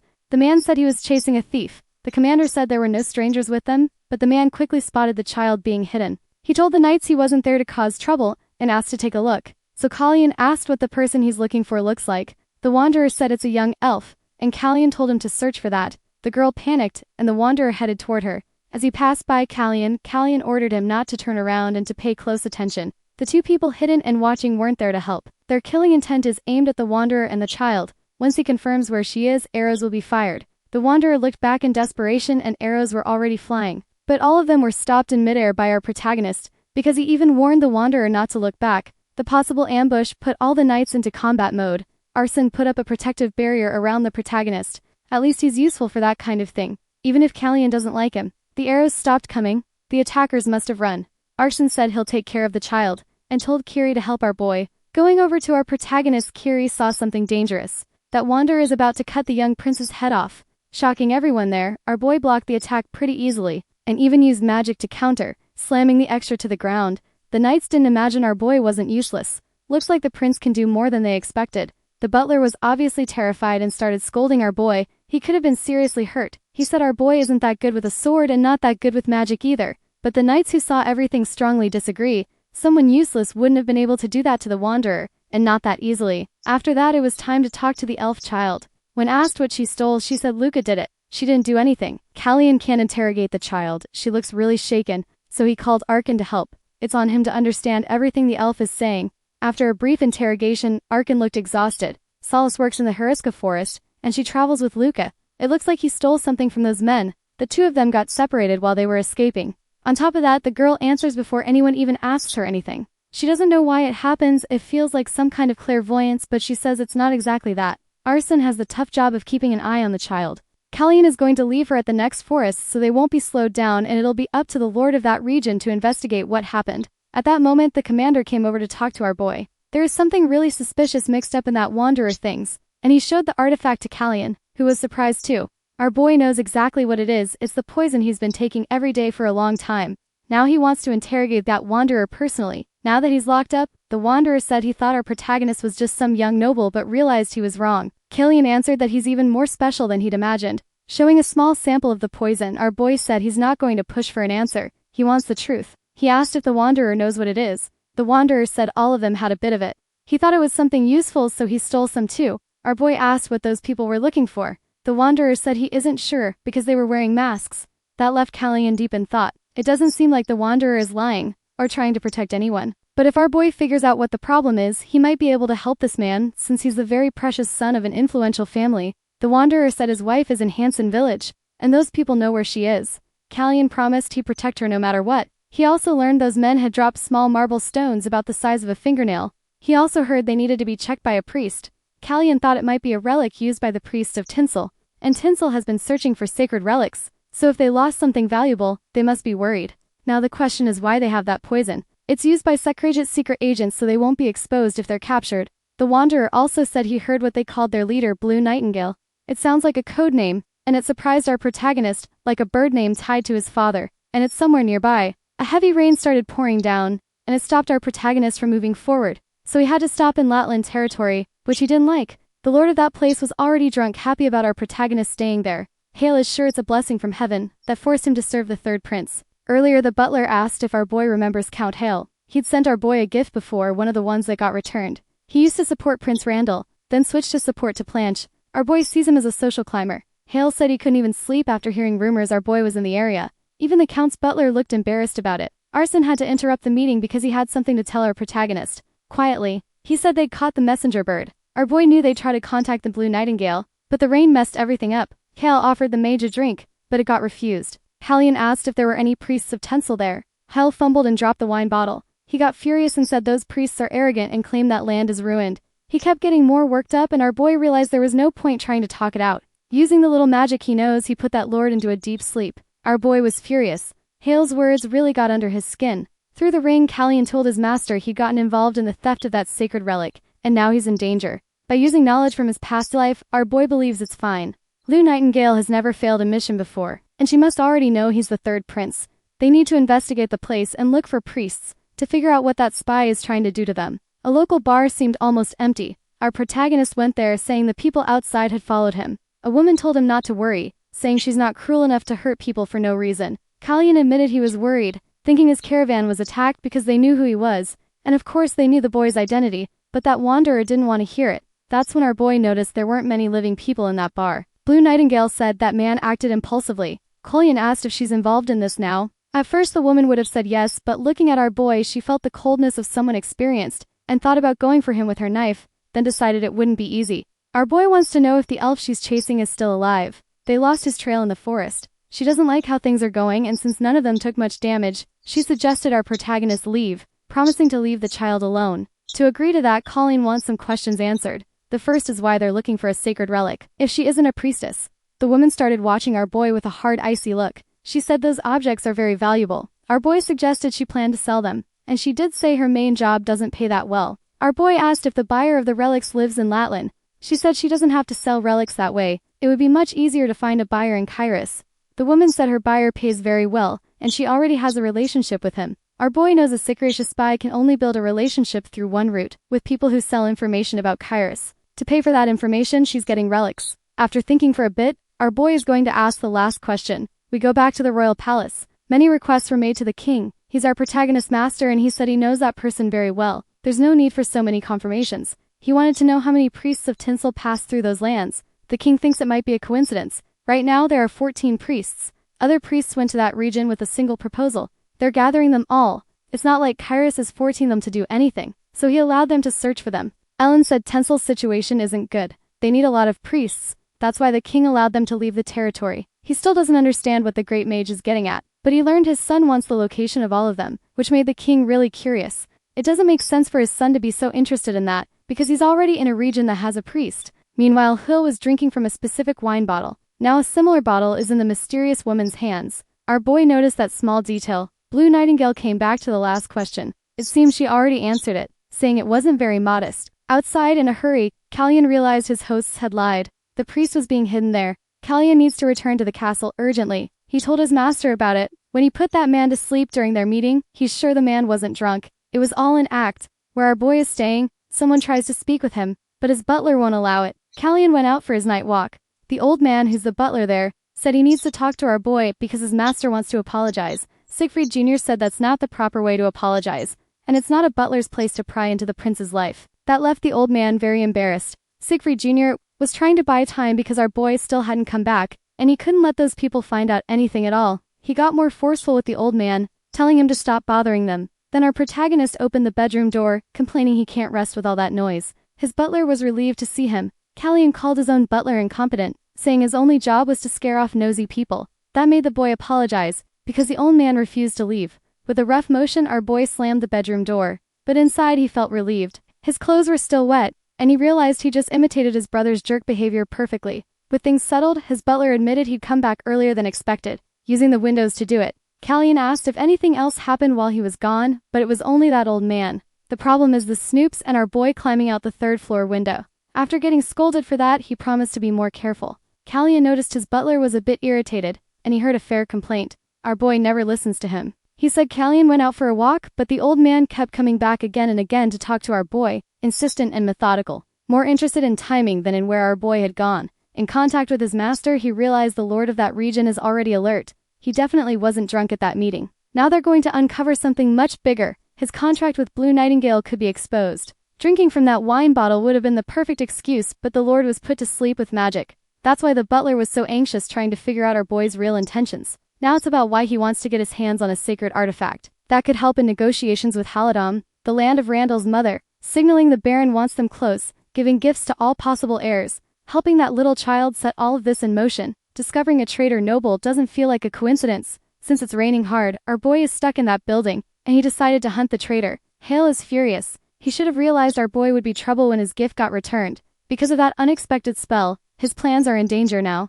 Blinded by anger, Hale wished our boy were dead. He's already spent a lot of money to gain political allies. He was promised fertile lands near the capital, but the scandal with Celius ruined everything. The old butler went to speak with him. He still hadn't managed to talk to the informant. Furious, the noble threw a cup at the old man's head, saying he can't do anything right, and thanks to the rain, the protagonist will be there one more day. The old butler asked if the negotiation should be postponed. Hale said there's no other option, they can't do anything while the prince is there. Still boiling with rage, he told his maid to bring his clothes. He's ready to teach our protagonist a lesson in humility, so he never forgets it. It was time for a meal and it was still raining hard outside. Hale believes the protagonist's calm look is just a bluff. He plans to use his title as count to punish our boy for using magic on him. Soon that young prince will be begging to be forgiven. While speaking with our boy, someone apologized for the night before. Callian said it's fine and went back to eating. Hale asked if his spell had been used. Our boy confirmed it, saying the lord's behavior was becoming unbearable. But it's fine, old grudges, he'll let it go. Since it must be the first time that noble has hosted someone from the royal family, it's normal he'd be nervous. Hal didn't expect that comeback. Realizing our boy is extremely sharp, after that brief exchange, Hale is the one who looks like the fool. Callian said he was exhausted from investigating an ambush, and because of that he got a very interesting piece of information. The name of a kind of bird. Hale almost choked when he heard it, making the old steward very worried. Hale said not to interrupt because he and the prince are talking. Callian said he still needs more details, but it's in the lord's interest to know everything is happening on his land. Visibly worried, Hale said he'll help with the investigation. He doesn't want the prince getting hurt on his territory. The knight's commander decided to come over too. While they talked, Hale got even more irritated, and our boy said something very lucky happened for that count. It looks like their man finally decided to tell the truth. They all went to that same bar. Hale was disgusted. He would never have gone to the outskirts like that. Despite the noble's efforts, our boy had already won that battle. The wanderer asked what happened to his wife. Callian said they didn't do anything to his family, because he gave his word, but there's a reason he came to see that man. He'll be punished with execution. Since he tried to attack a prince, and there are witnesses, there's nothing to be done. Even if he were spared, he has serious wounds that would end his life soon anyway. But our protagonist can offer another path, a decent life, with workable land and a modest house, to live with his wife if he's willing to cooperate. Then his punishment will only be the amputation of his infected arm. After thinking for a bit, the wanderer agreed. He confirmed Blue Nightingale is a spy, and she's there to meet a client. They have a long-standing relationship. In Hale's presence, our boy said there's a double agent there. That kind of betrayal is extremely serious, words that left the poor count completely terrified. Callian is just waiting for him to do something and hand over more evidence. The old steward started begging for mercy, saying he was only following orders. Ellen didn't expect anything like this, and our boy took a closer look at the old man, concluding he's a priest of Tansel. Only they could buy divine artifacts. The count found out that secret. The old man is sure his head will be cut off when Haladam finds out he sold sacred relics. That confused our boy because it's not like they were buying the artifacts. More and more interested, he realized the old man is ready to tell everything. The buyer is Viscount Lannon, Queen Celeste's brother. He's the one offering the artifacts to Haladam, so it looks like the political maneuvering still isn't over. If this happened, it means the Viscount has abandoned Planche and is siding with Randall, so he shouldn't be backing the Queen anymore. Now that they know that, the question is what the next move will be. This is the kind of news that's going to cause a huge uproar, so Ellen suggested they speak to the king first. Before that could happen, the young prince asked for a letter to be written, addressed to Count Hale. He told them to take care of the prisoner's arm. Since the wound is so severe, that arm is going to have to be amputated, and he told the prisoner to accept it. The commander is ready to follow every order. As for Kiri, she needs to find that man's wife and take her somewhere safe. The elf girl is excited too, and she came with Hina to help with the cleanup. She still talks too much, but the prince already understands what she's like. Without Arson there, this is going to be really difficult. The butler asked if the prince was going to do anything about that messenger bird, and found out he wasn't. It's time to return it to its original owner. He just watches while the girls seem entertained by the little bird. Kalyan said he'll buy one of those for Hina when they return to the palace, because that one needs to be returned soon. Since Hina shares a room with another maid, she said her friend might feel uncomfortable with the bird. Kalyan told her to open the cage at lunchtime and do it near the window, because he's expecting a visitor. That night, he reads a book with a lot of patience. His visitor arrived earlier than expected. Blue Nightingale said the letter was far too touching. It was a threat. Kalyan was going to expose everything at the shop in the capital. The woman wants to know why this is happening. The prince gathered evidence about the sale of relics. He wants even more, enough to keep one of her secrets. Even so, she took a long time to respond. But there was no other choice except to agree, admitting she hates tedious arrangements. She threw several dice toward him. Kalyan realized they were magic bullets. He had to use a magical barrier to protect himself, causing a huge explosion inside the room and alerting everyone to what had happened. Kalyan locked a bedroom door, stopping anyone from coming in. Turning back to the woman, he asked if she really came there to kill him. Since she didn't have many bullets left, she went for her blade to finish the job. He knows he won't be able to withstand many Bora attacks with the plain sword he's carrying. He needs to end the fight quickly. After trading a few blows, he managed to disarm her, then realized she still had magic bullets, and one of them was coming straight at his chest. With a lot of skill, he used his sword to block it, but the blade ended up badly damaged. Now Kalyan is completely defenseless in front of a determined woman. Two mysterious spheres just fell to the floor. The spy already has one injured arm, learning the hard way that the prince is a swordmaster. She can't attack him now. Kalyan is furious, thinking about what he should do. Then he decided to call her by her real name, Isla. That left her stunned. Kalyan grabbed her firmly by the throat and he noticed something right away. It wasn't there. The poison that should have been hidden in her mouth, something all Cedric spies have. Now it's time for her to cooperate and share the evidence. Isla asked if she'll be released if she does that. Kalyan is getting more and more confused about her, not knowing if she's loyal to her own cause. Maybe she's changed over time. Isla said that if the prince doesn't want to get caught, he should let her go quickly, or she'll tell all the knights what happened there, assuming he wants to keep his identity hidden. In the past, Blue Nightingale wasn't a traitor. She used to fight with swords, and she was nothing like this version of herself. That makes the prince even angrier. Kalyan said that if she was willing to go that far because of this, she shouldn't have died in front of him. A deep silence fell between them. The prince let the spy go and said his secret isn't that impressive. All he asked from her was the evidence, promising she'd be released without interrogation, because he knows she'll have to answer to White Eagle for what happened. Hale is still furious about everything going on. He doesn't know what that letter means. He was told he'll need a representative, and someone told the queen what's happening. This is the letter written by the prince's master. Hale realized his scheme to sell sacred relics has just been exposed. The great mage really is sharp, and all of this was set in motion by the young prince. Because of everything happening, Hale started to feel like people were underestimating him. But he already has a backup plan, and he's stored a lot of treasure in his mansion. That should be enough for a quiet escape. And there's a special item worth more than all the others. With all those relics, he'll make a huge fortune. That's when Arkson thanked him for the information, because he'd been hidden the whole time. Hale nearly had a heart attack at being surprised like that because the mage was completely invisible. That was the evidence they needed. Arkson presented the relics that had been hidden, along with the information being leaked from that kingdom. That made the prince very happy. Most of that problem was already solved. The one who's still really anxious is the prince's butler. He said something is happening outside. Several knights went to that residence and they belong to Kaela. They should be guarding the king, not showing up there. Ellen didn't understand why the elite knights were sent to that position. It's a bit much. But the king didn't want to take any risks. He only trusts those knights because of everything that happened recently. The great mage said this will have a big impact, because the king is giving the prince special treatment that could strain other relationships, since the king still hasn't favored any of his children. Remembering a disastrous past, the king knows what can happen. He said his other children will join him the next day. It's time to see how they behave when they're all together. The butler wants to know if the prince is leaving already. Kaelin said he still has duties to take care of. The criminals will be sent to the capital. It's a shame one of them isn't alive anymore. That wanderer was declared dead. But in reality he received the prince's promise and will live a quiet life in the countryside. Very worried, the old man wants to know what will happen to him. The prince knows the old man carries a big share of the blame. The old man knows he's completely guilty, but he was used as a tool. He'll be shown mercy, but he has to swear loyalty to the prince, being promoted to the prince's butler, which is actually a very good outcome. Even so, the old man is still a little uneasy. Colin can finally return to his main task, finding Sofanian. Hale will spend his life in prison. As for the blue-haired girl, she met her end at the guillotine. Renacida is covering the streets that day, a shrub specialized in absorbing moisture. The capital is covered by them, and they kept the white rocks from turning red with the blood of the condemned. Randall is testing the prince now because of his involvement with that nation interested in the artifacts. But to Planchet Compy, that's the wrong concern. In fact, he hasn't had anything alcoholic since the prince left those lands. Planchet asked if his brother misses the drunk version of him. Randall said that if he stopped being an alcoholic he can move on to the next mission, learning to stay quiet. After dropping a fork on the floor, Planchet said he's already getting too quiet.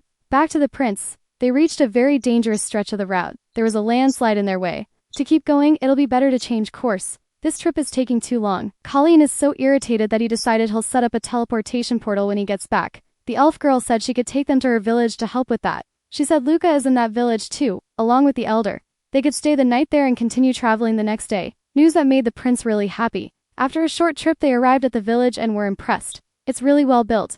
Callie never thought he'd end up seeing an elf village. The leader introduced himself, a gray-haired man who wanted to know who the king of the humans was.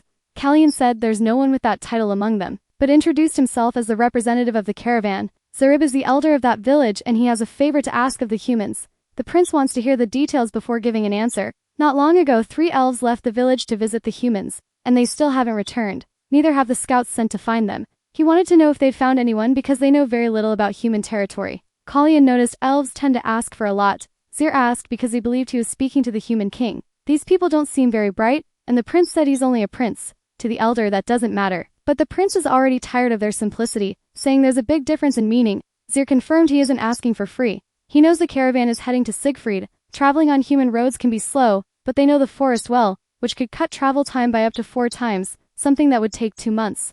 That was enough to convince the prince to help them. Knowing that, the elder gave a sly smile. Investigating in the forest, they didn't find tracks of interpreters. They found some mercenaries, but they don't seem involved in crimes. They could be slave traders, but it doesn't look like it. Callian decided to investigate nearby towns. According to the commander, there seems to be a rivalry between the cities there. A healthy rivalry can be beneficial. Callian is thinking he might be able to get a new sword out of this. When he reached the first town, he was surprised to find they don't have swords.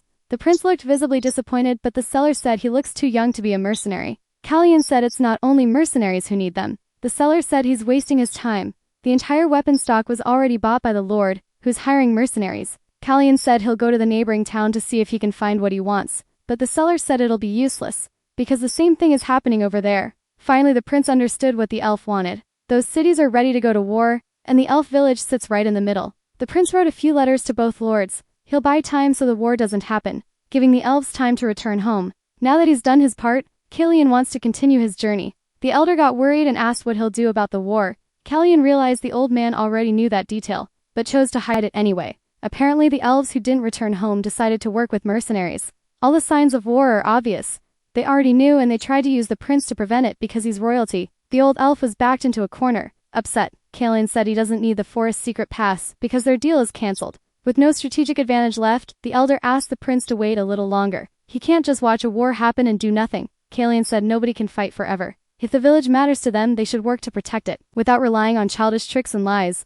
Now the elder has no options. Curian said the routes used by merchants were suspended. Only Biri Singh goes that far, and the prince knows exactly who that is. The cities about to go to war have very poor soil for farming. They depend heavily on merchants. Biri Singh suddenly cut business with one of them, causing a major price imbalance and pushing the conflict closer. Curian understood that trade carries responsibility, but it only hits the common people. It doesn't reach the nobility. Outside, someone started knocking on his door. It was the old elf coming to offer a sincere apology. Luca was the one who dragged the prince into this mess. The elder couldn't tell the truth because he didn't know how the prince would react.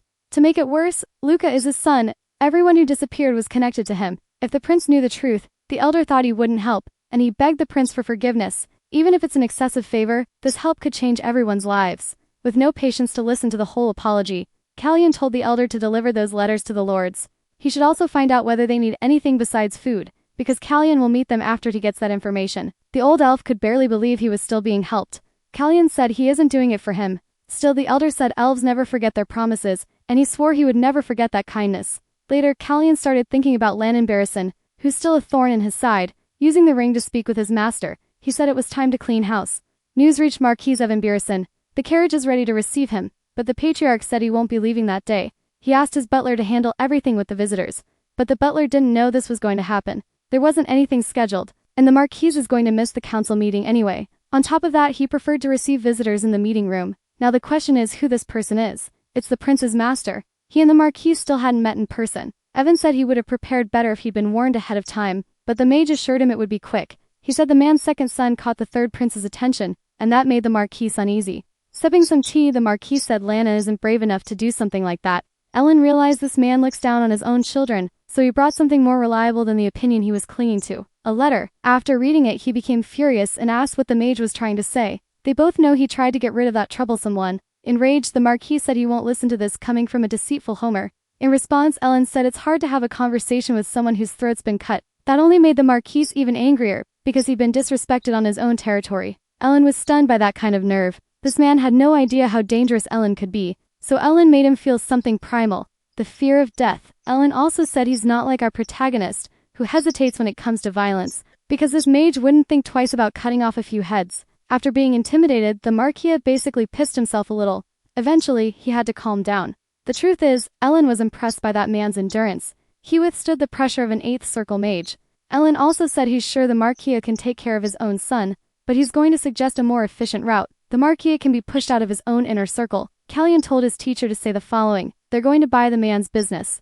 When the rumor about the prince being poisoned spreads, it'll hit that company's profits. The Lannon family is made up of knights. The trade guild was set up for the second son, because he has no talent with a sword. At the first sign of losses, they'll dump it. The Marquis asked why Ellen would cooperate that much. Our boy had already anticipated that question too. Callion said he won't be the buyer, but they already have the right person in mind. They'll sell the company to the second biggest merchant in the region, Melfair. It's on the Marquis to start the negotiation. The Marquis' son took a serious hit because of Hale's arrest. He wants to run before anyone finds any connection between them. His luck is so awful he can't even keep his plants alive. While he was thinking about what to do, he was caught off guard by a mysterious shadow. A man started choking him. He ended up getting arrested, and rumors about selling sacred relics started spreading. In prison, he tries to use the weight of his family name, but he stays locked up anyway. Eventually, the Marquis's reputation was cleared, and Melfair's management turned out to be exceptional.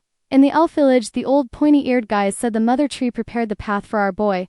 Luca is going to guide them through that passage. Callion thanked him for all of it, but said he'd rather have Saris's help, the girl they met in the forest. Since she seems to know the place really well, they're ready to move on. That's when our protagonist noticed the child started speaking normally. It felt really weird, and on top of that, the kid was holding something kind of mysterious. Obviously, our protagonist got very interested in that strange little stone and asked if it was the divine artifact they stole. Luca started getting anxious and said he doesn't remember. Arson seemed to recognize something about that stone. It might be an artifact too, which immediately caught our protagonist's attention. The Knight's commander said the energy coming off that object is dangerous. And yeah, they can feel a sinister aura leaking out of that tiny stone. It's possible the previous owner died in a brutal, violent way, and that needs to be investigated. Callion allowed the girl to keep using the stone to make communication between them easier, and the artifact that once belonged to Luca now belongs to our protagonist. The girl was really... Anyway, the commander is concerned because he seems to know the questions before they're even asked. That's something our protagonist already noticed. That kid can sense what's going to happen, and that stone seems to block it from happening. Maybe it's connected to the axis of time. Our protagonist's blonde brother is getting some information. He's still thinking a lot about what our boy said that the roses would bloom. Lannon was the enemy who fell this time. The blonde boy started using an artifact hidden in his hands. Through it, he made the withered flowers come back to life. Back in the forest, our protagonist seems to be meditating a lot, building up his inner energy. Ellen said that instead of increasing his magic, the boy strengthened the aura he has, which wasn't what Ellen wanted, and it's a habit from his past life, since he used to use a sword. The problem is that even when he tries to increase his magic, he ends up doing the opposite, knowing that his master said he can help him with it. Our boy needs to keep walking his own path. Continuing the journey, they reached the end of the forest. Callion saw a huge city. It's the land of the elephants, the home of his butler's family. The elf boy remembered that now they have to say goodbye, and he's ready to return the artifact to our protagonist. But Callion has something to ask the kid. Does he really need to go back to the village right now? It doesn't seem like they want him there that much. If the boy's condition was a problem, our protagonist is willing to help. Before accepting the offer, the boy admitted that sometimes he feels uncomfortable in his village. But he learned from his mother that this is who he is in his purest, simplest form. Unlike the others, he doesn't need to be fixed, even if he speaks differently. That doesn't change the fact that he's an elf. Those words impressed our protagonist, and he realized he still has a lot of growing up to do. The two say goodbye. Callian genuinely wants to meet that little friend again. Arcanelf, who used to be bothered by the kid, looks like he's going to miss him a lot. That city looks like a massive fortress. It's a relief to know the Siegfried family never wanted to take the Empire's throne. Before entering the city, Callian told his butler he can act more at ease. He doesn't want to irritate more knights there, and he asked his butler not to act so much like a servant. But the boy was offended, and said he can handle the situation. Siegfried Jr. still has a strong sense of duty toward our boy, the one who held a blade in midair to save him. After they were given rooms, our boy took a nice bath. He thought he'd already reached Siegfried territory. He did, but they're still at the outermost gates. They still have 2 days of travel ahead. Callian looked at that mysterious stone again. He realized that even though he changed because of this second life, his mana is still the same. So he had the bright idea to use his aura to feed the mana he needs. Arson saw the intense glow of that energy and was amazed. Our boy just found a huge source of magic, reaching the 4th circle easily. They're finally getting close to the main castle. But that brings up another problem. Besides him, there are 6 other sword masters on the continent. Those with powerful auras can recognize who the weaker ones are. Siegfried Sr. is the second most powerful man on the continent, far beyond our boy. All he needs is one brief look. He was shocked to realize he's standing in front of another sword master. Siegfried had a lot of questions, wanting to know how that happened. He said our protagonist has grown a lot and become a man. He almost didn't recognize him. Clearly he must have gone through a lot of changes. Callian said it wasn't anything that noticeable, but Siegfried disagreed, saying our boy truly changed. Now he's going to take the young man inside. Watching all this, the butler is really happy. Siegfried said that great mage picked an excellent apprentice, someone who's not only a mage but also one of the 6 great sword masters of the continent. Of course Siegfried would notice. He didn't train all those years for nothing. He admitted our boy still can't see Siegfried's aura, but Siegfried can see our protagonist's aura without any difficulty. He said again that this is great progress, and his master must be very pleased. Since it's already late, Siegfried can't stay to talk and had to say goodbye. But it's fine. Callian realized he arrived earlier than expected. His host knows he'll keep traveling and wish them safety. Our boy's master drinks a bit of wine, saying his disciple reached the land of the elephants safely. With him is the king, who looks very worried because future issues make him nervous. The great mage quickly realizes he's thinking about succession. Callian is the last of his sons who still has to do this rite of passage. Soon they'll all be eligible to take the throne. Randall's too mysterious, Plants is very strong but also stubborn, and our boy still needs to show what he can do. Ellen said the king should name the least favored son as heir, then the brothers would plot against him, and the problem would solve itself. One thing this mage is sure about, our protagonist is still in the race. One day the king will see what this boy is hiding, but until then, he shouldn't worry about future abstract things. Everything will happen the way it's supposed to. Callian is about to enter that mysterious cave. After walking for a few minutes, he felt completely lost. He doesn't even know how deep it is anymore. Then his face was lit up by an intense glow. Callian seemed to be taken somewhere else, a prairie full of flowers. He can't tell where he is until his eyes catch something terrifying, like its magical force can't even be measured. A presence that makes anyone afraid. Callian bowed before it, because he's sure it isn't just a single will. That is the great Sacanian, the entity he came to meet. Villagers working in the village were shocked. A huge mysterious flash appeared in the middle of the mountains. It's our boy presenting himself to that entity. He was only supposed to meet the goddess's will, but she decided to appear in her original form, overwhelming, suffocating. The goddess quickly realized this child carries memories from another reality. He turned her blessing into a weapon and now she's wondering what drives him. Moving closer, she said he was summoned to that place. Back in the city, everyone is still worried about what that could be, because it's the young prince's rite of passage. The butler is worried too, because something like this has never happened before. Siegfried went up to his son and asked if he really cares that much about our protagonist.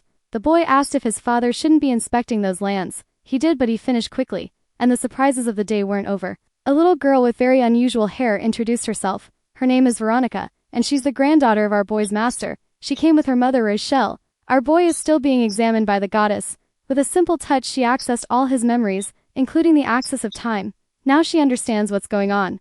But when she tried to tell him certain things, her voice couldn't be heard. Sisfanian realized what's happening, and said that woman doesn't want this to happen. They're talking about Sacredia, the queen of the gods. She fought the void during the Great War alongside the 8 great heroes. After the battle she fell into a deep sleep, but she's still alive. Sisfanian said, our boy needs to ask the right question. So he brought up the axis of time and said he wants to understand why, in his past life they wanted that object. But once again, he couldn't hear the goddess's words. Sisfanian said, our boy's impatience doesn't line up with Serenti's will. He wants to know about things that happened after his first death, and learning that too early would change the course of everything. Our boy realized that if Sacredia is interfering, it's because it's necessary, a sign this is bigger than him. So he asked one last question. He wants to know if it was his brother who used the artifact to bring him back to life. Sacredia said that man is a king before he's a brother, and he shouldn't be seen as a fool. Nobody would change the natural order of things just for the protagonist's life. Callian understood it wasn't Chase who manipulated time, and his heart filled with doubts. The goddess asked our boy to show what he has. Callian got confused, because he thinks he has nothing. Then he remembered that small artifact. The goddess examined it, and once again her words couldn't be heard. After examining our protagonist, she recommended he keep that artifact, promising he'll find out everything when the right time comes. He shouldn't be disappointed just because he didn't hear what he wanted in that meeting. He should return when he truly believes the time is right. A bunch of carrier pigeons flew through the city to spread the news about the great light that appeared during our protagonist's ceremony. Siegfried had never seen so many pigeons in his territory. He ended up getting scolded by his own daughter, saying he shouldn't be idle right now. Her name is Demiria, and she's already an influential leader. Siegfried said it's fine even if he does nothing. His daughter said people want the power they have and they need to be very careful about who's in their territory. Her concern made Siegfried happy, because she's very smart. She got that from her mother, thank God. Still, they're a family of protectors, not rulers. Even if she agrees, she feels different times are coming. The two of them watch our protagonist's silhouette through the window. Siegfried promised he'll find out which families are in the region so his daughter won't worry even more. The butler was happy to see all those pigeons. He made a point of mentioning it to his father, saying he even saw a hawk. The goddess's message telling our boy to come back when he's ready still won't leave his mind. His thoughts were interrupted by the butler, who brought some tea and said our boy hasn't moved away from the window this whole time. He asked if Callian found anything interesting in that territory. Callian said what's interesting can't be seen from there.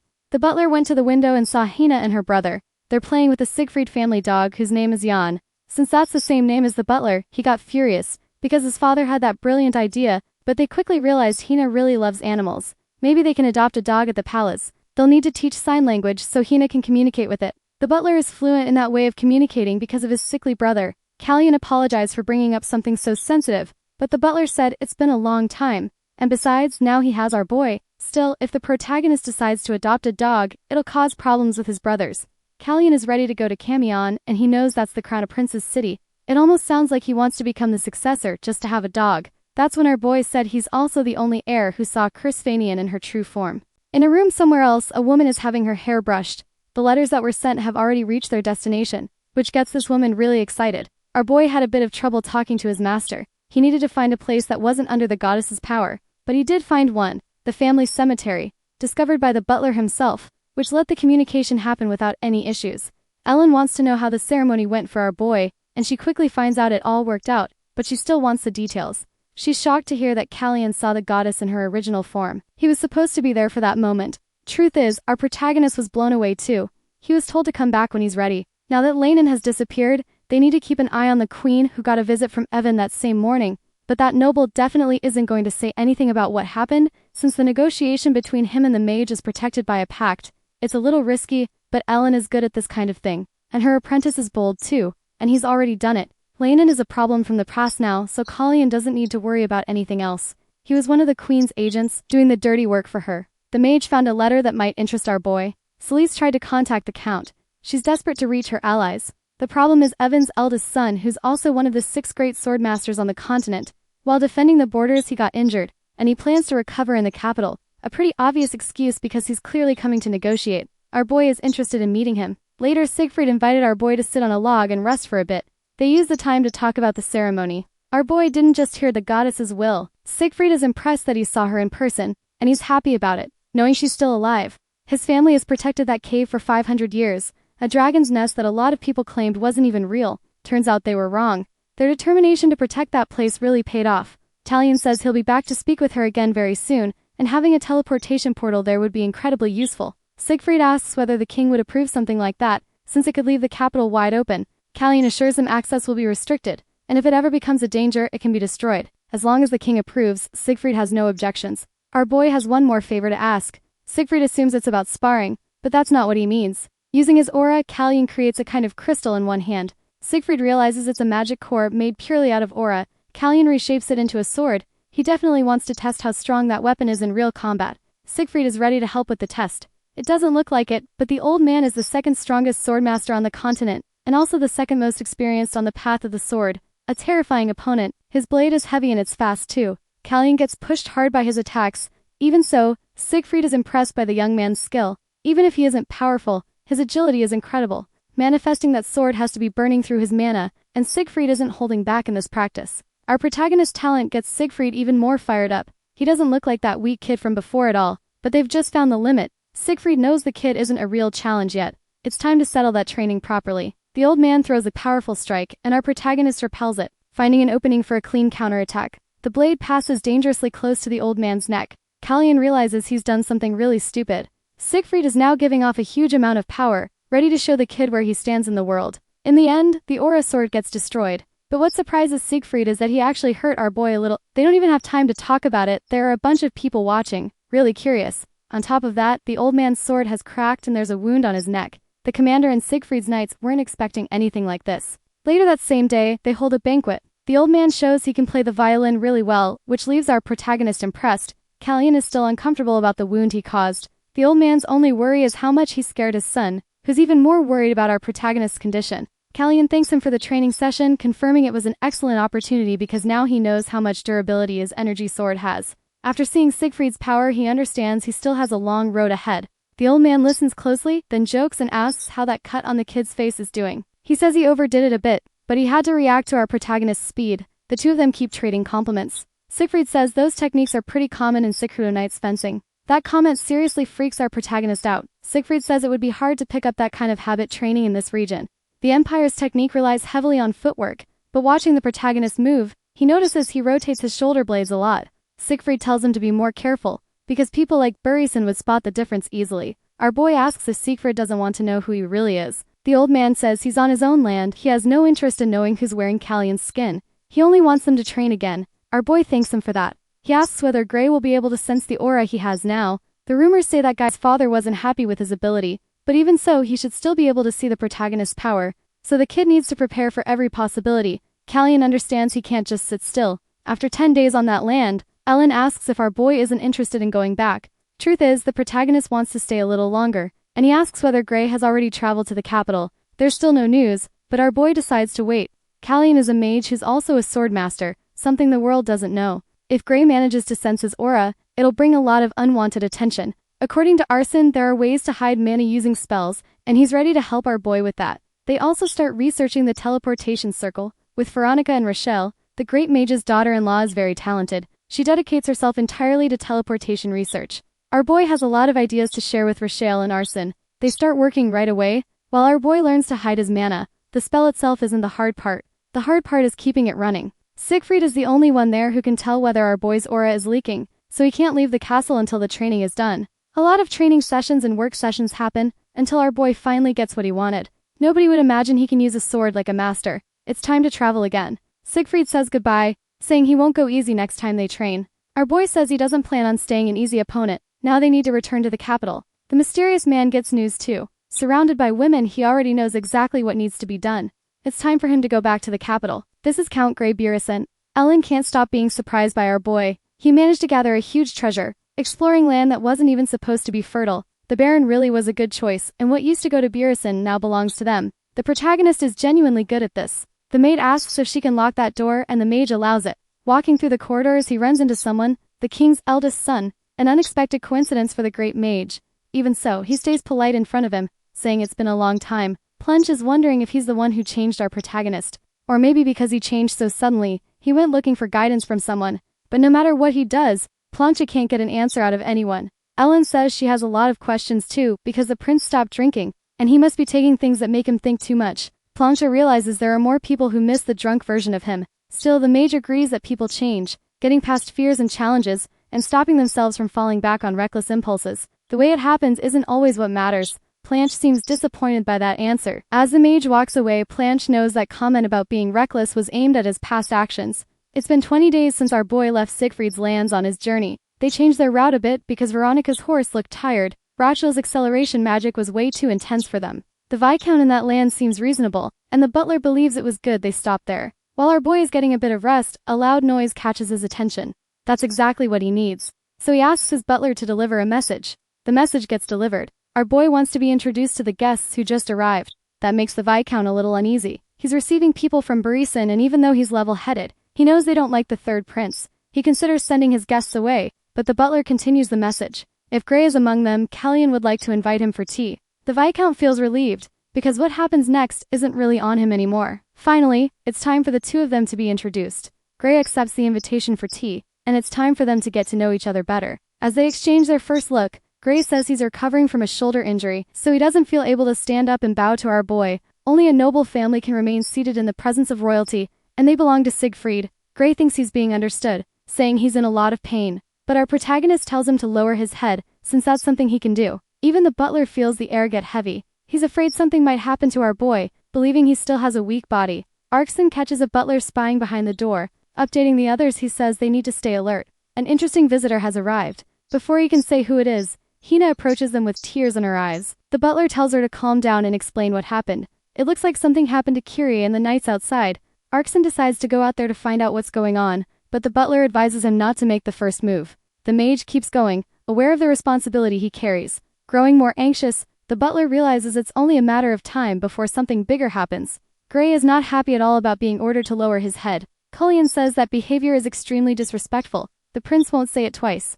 Completely furious, Gray stands up, and again Cullion tells him to bow. But this time he says it with a bit of that sinister energy of his. According to the butler, the two of them have met before, a long time ago. For Cullion, that makes sense. It explains this man's arrogance, and he must be shocked by the change in behavior. Now it's a question of whether he'll take the bait and try to attack someone he can't beat. Cullion wants with every molecule and atom in his body for that noble to choose violence. Gray starts to realize the rumors about our boy might be true, but he's stubborn. Thank God the host of that meeting, scared out of his mind, tells Gray to be more respectful. After that scolding, things might have gotten worse, which makes our protagonist deeply regret it because that man is close to his own death even if he thinks that won't happen. Holding back his fury, Gray bows politely. Cullion says he's feeling tired now, and they'll continue the meeting another time. That only makes Gray even angrier. But before leaving the room, Cullion tells the host to take good care of the Count because he looks a bit unwell. Comments that completely crush Gray's ego. But attention quickly shifts outside. A huge fire has just broken out. That's Arson's magic. As an ice specialist, he would never use an explosion like that unless, of course, it was to warn our boy. The mage blew up a carriage using a fireball. Arson still doesn't know exactly what was going on, but he tells Kiri that our protagonist won't be happy about this. The other knights are furious. On one side, they say he destroyed the carriage of someone important. On the other, Arson says they provoked someone who serves a person even more important. They're employees of the third prince, and the Count Gray's madam's dog should learn to respect them. The knights decide to take that argument head-on, but our protagonist arrives right then, just to confirm they're madam's dogs. In front of the prince, they get nervous. Our boy asks the mage if he'll need to compensate for the damage.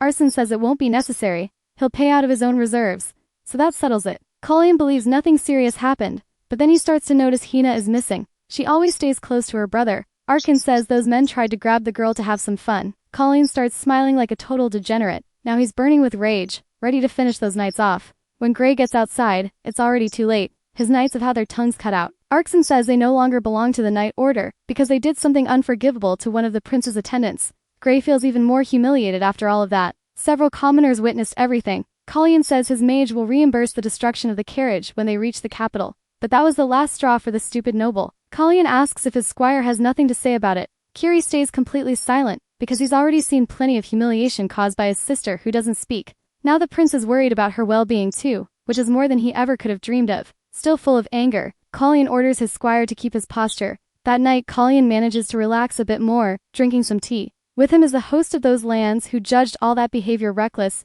because the count is completely furious, and he might even try to attack the prince on the road. That would be extremely dangerous, since he's a sword master. But what that noble doesn't know is that our protagonist managed to measure his aura, and at best they're evenly matched. Our protagonist would fight him wearing nothing but swim trunks with a knife in his hand, and it still wouldn't be a problem. So he tells the host that a confrontation doesn't worry him. Words so honest that they surprise the host, because our boy truly believes it. The prince's composure impresses him. Even so, he still has something else to say. It's about Kiri. He's already done several laps around the training field. He asked if our boy was really gonna let him do that all night. Cullion said yes, because that guy needs to learn a lesson. They both have their own responsibilities, and our boy is trusting his safety to him. Kiri needs to be someone capable. The noble understood that it wasn't just punishment. That mage who got burned in the carriage wasn't punished. Kiri is being punished for a lack of trust, not for bad behavior. Cullion expects complete trust from everyone who works for him. That made the noble feel a bit jealous, because it's a privilege to serve a master like that. Cullion found out that Gray asked to borrow the Viscount's carriage, but they were all broken, so it couldn't be done. Way too convenient. And yeah, it really was just an excuse from the Viscount. He said his lands are very modest. He can't afford to lose a carriage, so he didn't lend one out. Our boy took the chance to make an invitation. handing him a letter. He said that Noble could request an audience whenever he wanted. Callion also said he'd like company on the way to the capital. Accepting the letter, the Viscount promised he'd be ready to leave together with our boy. In the capital, Planche is talking with his mother for the first time in 5 months, and the first thing she brings up is our boy. Planche asked why she misses the protagonist, and Celise said Gray would be arriving soon. And it looks like Planche can't picture the path the queen has laid out for him, which made the prince ask what she meant. Celise said he's acting like a child. Being loud doesn't change the fact that he's wrong. When Gray arrives, Planche needs to do everything he can to keep quiet. Watching the queen closely, he said some people become unrecognizable, while others are incapable of changing. Celise in a sly way told the boy not to try too hard. Planche said he could give her the same advice, but to avoid trouble he'll do nothing, just like she wants. In contact with his master, Callion said they'd arrive soon. He was told the king wants to speed up the formation of the Major's Corps. After the coming-of-age rite, Callion gained a lot of notoriety, and with Gray being humiliated, they need to be careful. Pavel's knights will be restrained. Ellen realized that's basically a declaration of war against the Barracin, but the king is doing it to protect his son. The problem is that the king is now at risk. The Mage's Court will be presented when the prince arrives, and a ceremony will happen a week later. Callion is very worried. Even with his master's protection, the king will be in danger, especially with Gray in the capital. Our boy's butler said there's another route to reach their destination. Knowing that, Callion is willing to take new risks, because he needs to get to the Empire's capital first. Meanwhile, Gray is traveling inside a carriage made for women, which only makes him even more furious. He was told their caravan is being followed. It's our protagonist closing in fast. Gray doesn't know how the prince got there so quickly. It must be some magic trick. Callion said that idiot still doesn't know how to treat nobility, which pushed that man's rage to the edge. He's tired of being scolded by our protagonist. It's time to scrub that place's floor with our boy's blood. A huge explosion happened, and to Gray's surprise, he's being grabbed by the throat. Callion is slowly choking that bastard. Summoning his energy sword, Callion said there's only one person to blame for all of this, because honor demands he defend his own reputation. In front of everyone, he punished the noble for disobedience. For God's sake, they didn't even show what the guy's wound was, but he's on the ground begging for mercy. Callion asked if he still hadn't wondered why his brother had disappeared. A large amount of money was handed to Marquis Barracin, and after that Lannon, the troublemaker, vanished. Maybe the same thing is about to happen now to the eldest son. Callion made it clear he doesn't have much patience, so he'll ask only once. Who attacked the boy that day? Completely obedient, Grace said it was Marquis Evan, his own father. That made our protagonist sad, seeing how cruel that father is to his children. Looking at that noble servants, Callion said they should back up that version of events too. Still terrified, they also said they aren't going to the capital. What happened there was just a small family disagreement. Our protagonist is being watched. Kiri is hidden in the forest. This was done for him too. As for the boy's past actions, it's all been forgotten. Callion said his subordinate used to know him better. Finding that strange, Kiri asked when that happened. Our boy decided to tell the truth, but they've got plenty of time. When he arrived in the capital, the protagonist's presence was celebrated, because the dragon had revealed itself to him. People are saying he'll inherit the throne. Finally, our boy managed to meet the rest of the family. He greeted his brothers very politely, and the two returned it with a certain indifference, especially Planche, who still seemed very intrigued as he returned a greeting. Callion couldn't even believe it was happening. This was completely unexpected. It has to be some kind of sneaky plan. During the meal, the king started talking with his sons. He heard Randall is still reading a lot. For our protagonist, that family gathering is the weirdest thing he's ever done in his life. The king, who used to be totally indifferent, now seems very friendly. One of the servants had to interrupt the meal, bringing urgent news to the king. He asked for that woman to come in. Watching Planche's reaction, our protagonist already knows who it is. The queen came to meet with them too. After being greeted by our boy, the queen walked past him, indifferent. She asked if the trip was smooth, and Callion said it was even safer than expected. Celise said she was worried. She was afraid he'd come back sick. Callion replied that the last time he got sick, he ended up even stronger. There are hardly any problems beyond the castle walls. Knowing what happened during his coming-of-age rites, Celise got a little uneasy. His reputation reached even the Empire's capital, so she went straight to the point. She asked if the king intends to make our protagonist the heir to the throne, a question that caught everyone there off guard. Callion realized this was a desperate move from the queen. The king said he had a conversation in the presence of the great mage, and the suggestion was to name his least favorite son as heir. That would solve the problem of the most troublesome one, but there isn't a single child of the king's that he doesn't care about, and because of everything the queen has done, the king is thinking about making his decision. Sella slammed her hands on the table in fury, saying the king would regret it, because he's ruining everything she built. She stormed out, and the king apologized to Planche for what he had to hear, because those words weren't meant for him. Knowing what happened with his own brother, the king said he doesn't want that future for any of his sons. They can't make the same mistakes that family made. After turning 20, princes who aren't heirs must leave the palace. They can only visit the capital for 5 days, and they also can't have private armies. Now we're introduced to the protagonist's uncle, Asnan, the author of a rebellion when the king took the throne, which ended up failing. He's now confined in a tower in the Valley of Varakan. Our boy knows his father wants everyone to live well. His butler started asking if that would be possible, but even our protagonist doesn't have an answer, until he saw a mysterious rose along the way. But the flower isn't the only bizarre thing that happened there, because it's glowing in the dark. The butler pointed to the protagonist's pocket, which was glowing too. It's that mysterious artifact. Even though all the roses had disappeared, that one was the only one left. Calthium decided to interact with the flower. When he touched its petals, they dried out, and the flower vanished completely. The artifact's strange glow disappeared too. Calthium started connecting things time, and that artifact. He heard from Sacredia that he's very impatient now, but it's hard for him to shake these thoughts because his desire for answers is huge. 2 days passed, and the butler said our boy had missed breakfast both days. Calthium said he still feels very tired, thinking about a lot of things. Our boy tried to sleep, but he realized he'd gotten an unexpected visitor. The person at the window noticed our boy's magical power is real. A gentle breeze is enough to wake him. Getting out of bed, Calthium said it's already too late for visitors. It was Planche who had come. Planche said a rose is missing from the garden, and that must have been caused by our protagonist. For privacy, Calthium put up a barrier to completely block the sound of their conversation. He said his brother must care a lot about that rose to come all the way there. Planche said it wasn't an ordinary flower. Now Callion is thinking maybe that's why our boy missed breakfast, and he became sure his brother knows something. Randall is also a Transilian, and that rose is tied to the divine power in his blood.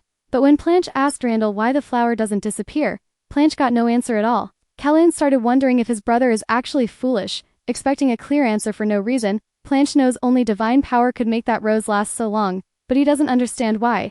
Randall decided to hide it. That surprised the protagonist when he found out Randall can use divine power. Since something had happened, Planche decided to take responsibility, saying he had burned the rose, letting our protagonist play dumb. But before he could leave the room, Callion stopped him, wanting to know what he was doing. Planche believes our boy is skipping breakfast to hide the fact that he's bothered by this. But Callion's real question is why his brother decided to help him. They aren't close enough for that. Those words made Planche realize his brother still remembers. So he said that even if Randall has some kind of power, they won't win. Callion is now deeply shaken by those words. It seems our boy is being helped because Randall doesn't stand a chance against the queen. Finally, our protagonist realized the obvious. His older brother never wanted to become the next king. Their conversation left our boy deeply thoughtful, thinking about that flower and the mysterious artifact he got. Callion wants to understand how it's all connected. To reach his real goal, he needs to strip even more power away from the queen. Time is running out. When she learned what happened to Gray, Celise was completely furious. Because he was badly injured, he didn't even make it into the capital. The news that reached her was that Marquis Evan was responsible for the attacks. Celise can't understand why a father would do that to his own son. It seems it was an internal family dispute. Gray wanted his father's position, and the truth is it was a secret deal between him and the queen. With Gray's help, Celise would help him too. She believes her plans haven't been discovered.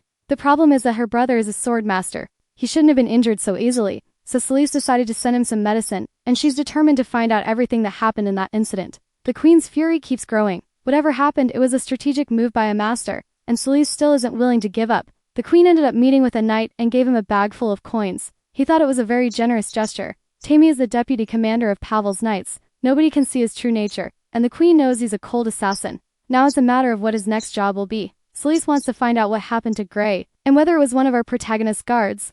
Once the person responsible is found, he needs to be silenced forever. If that happens, Tay will get another bag of money. All he needs is the guard's name. The queen said it was Arkson, but deep down she's sure it was the protagonist. Rumors about what happened to Gray spread all over the capital, and that day the king summoned all the nobles to court because he had an important announcement. He said they had ignored magic until now, but it was time to change course by creating a mage's court. The nobles were shocked, because it puts the power of the knight families at risk. Falcon is the name of this division, and in a week it will be inaugurated. They'll use the old facilities of Pablo's knights. After that announcement, the king asked to be left alone for a bit, but he ended up running into our protagonist, who knows this will upset the nobles.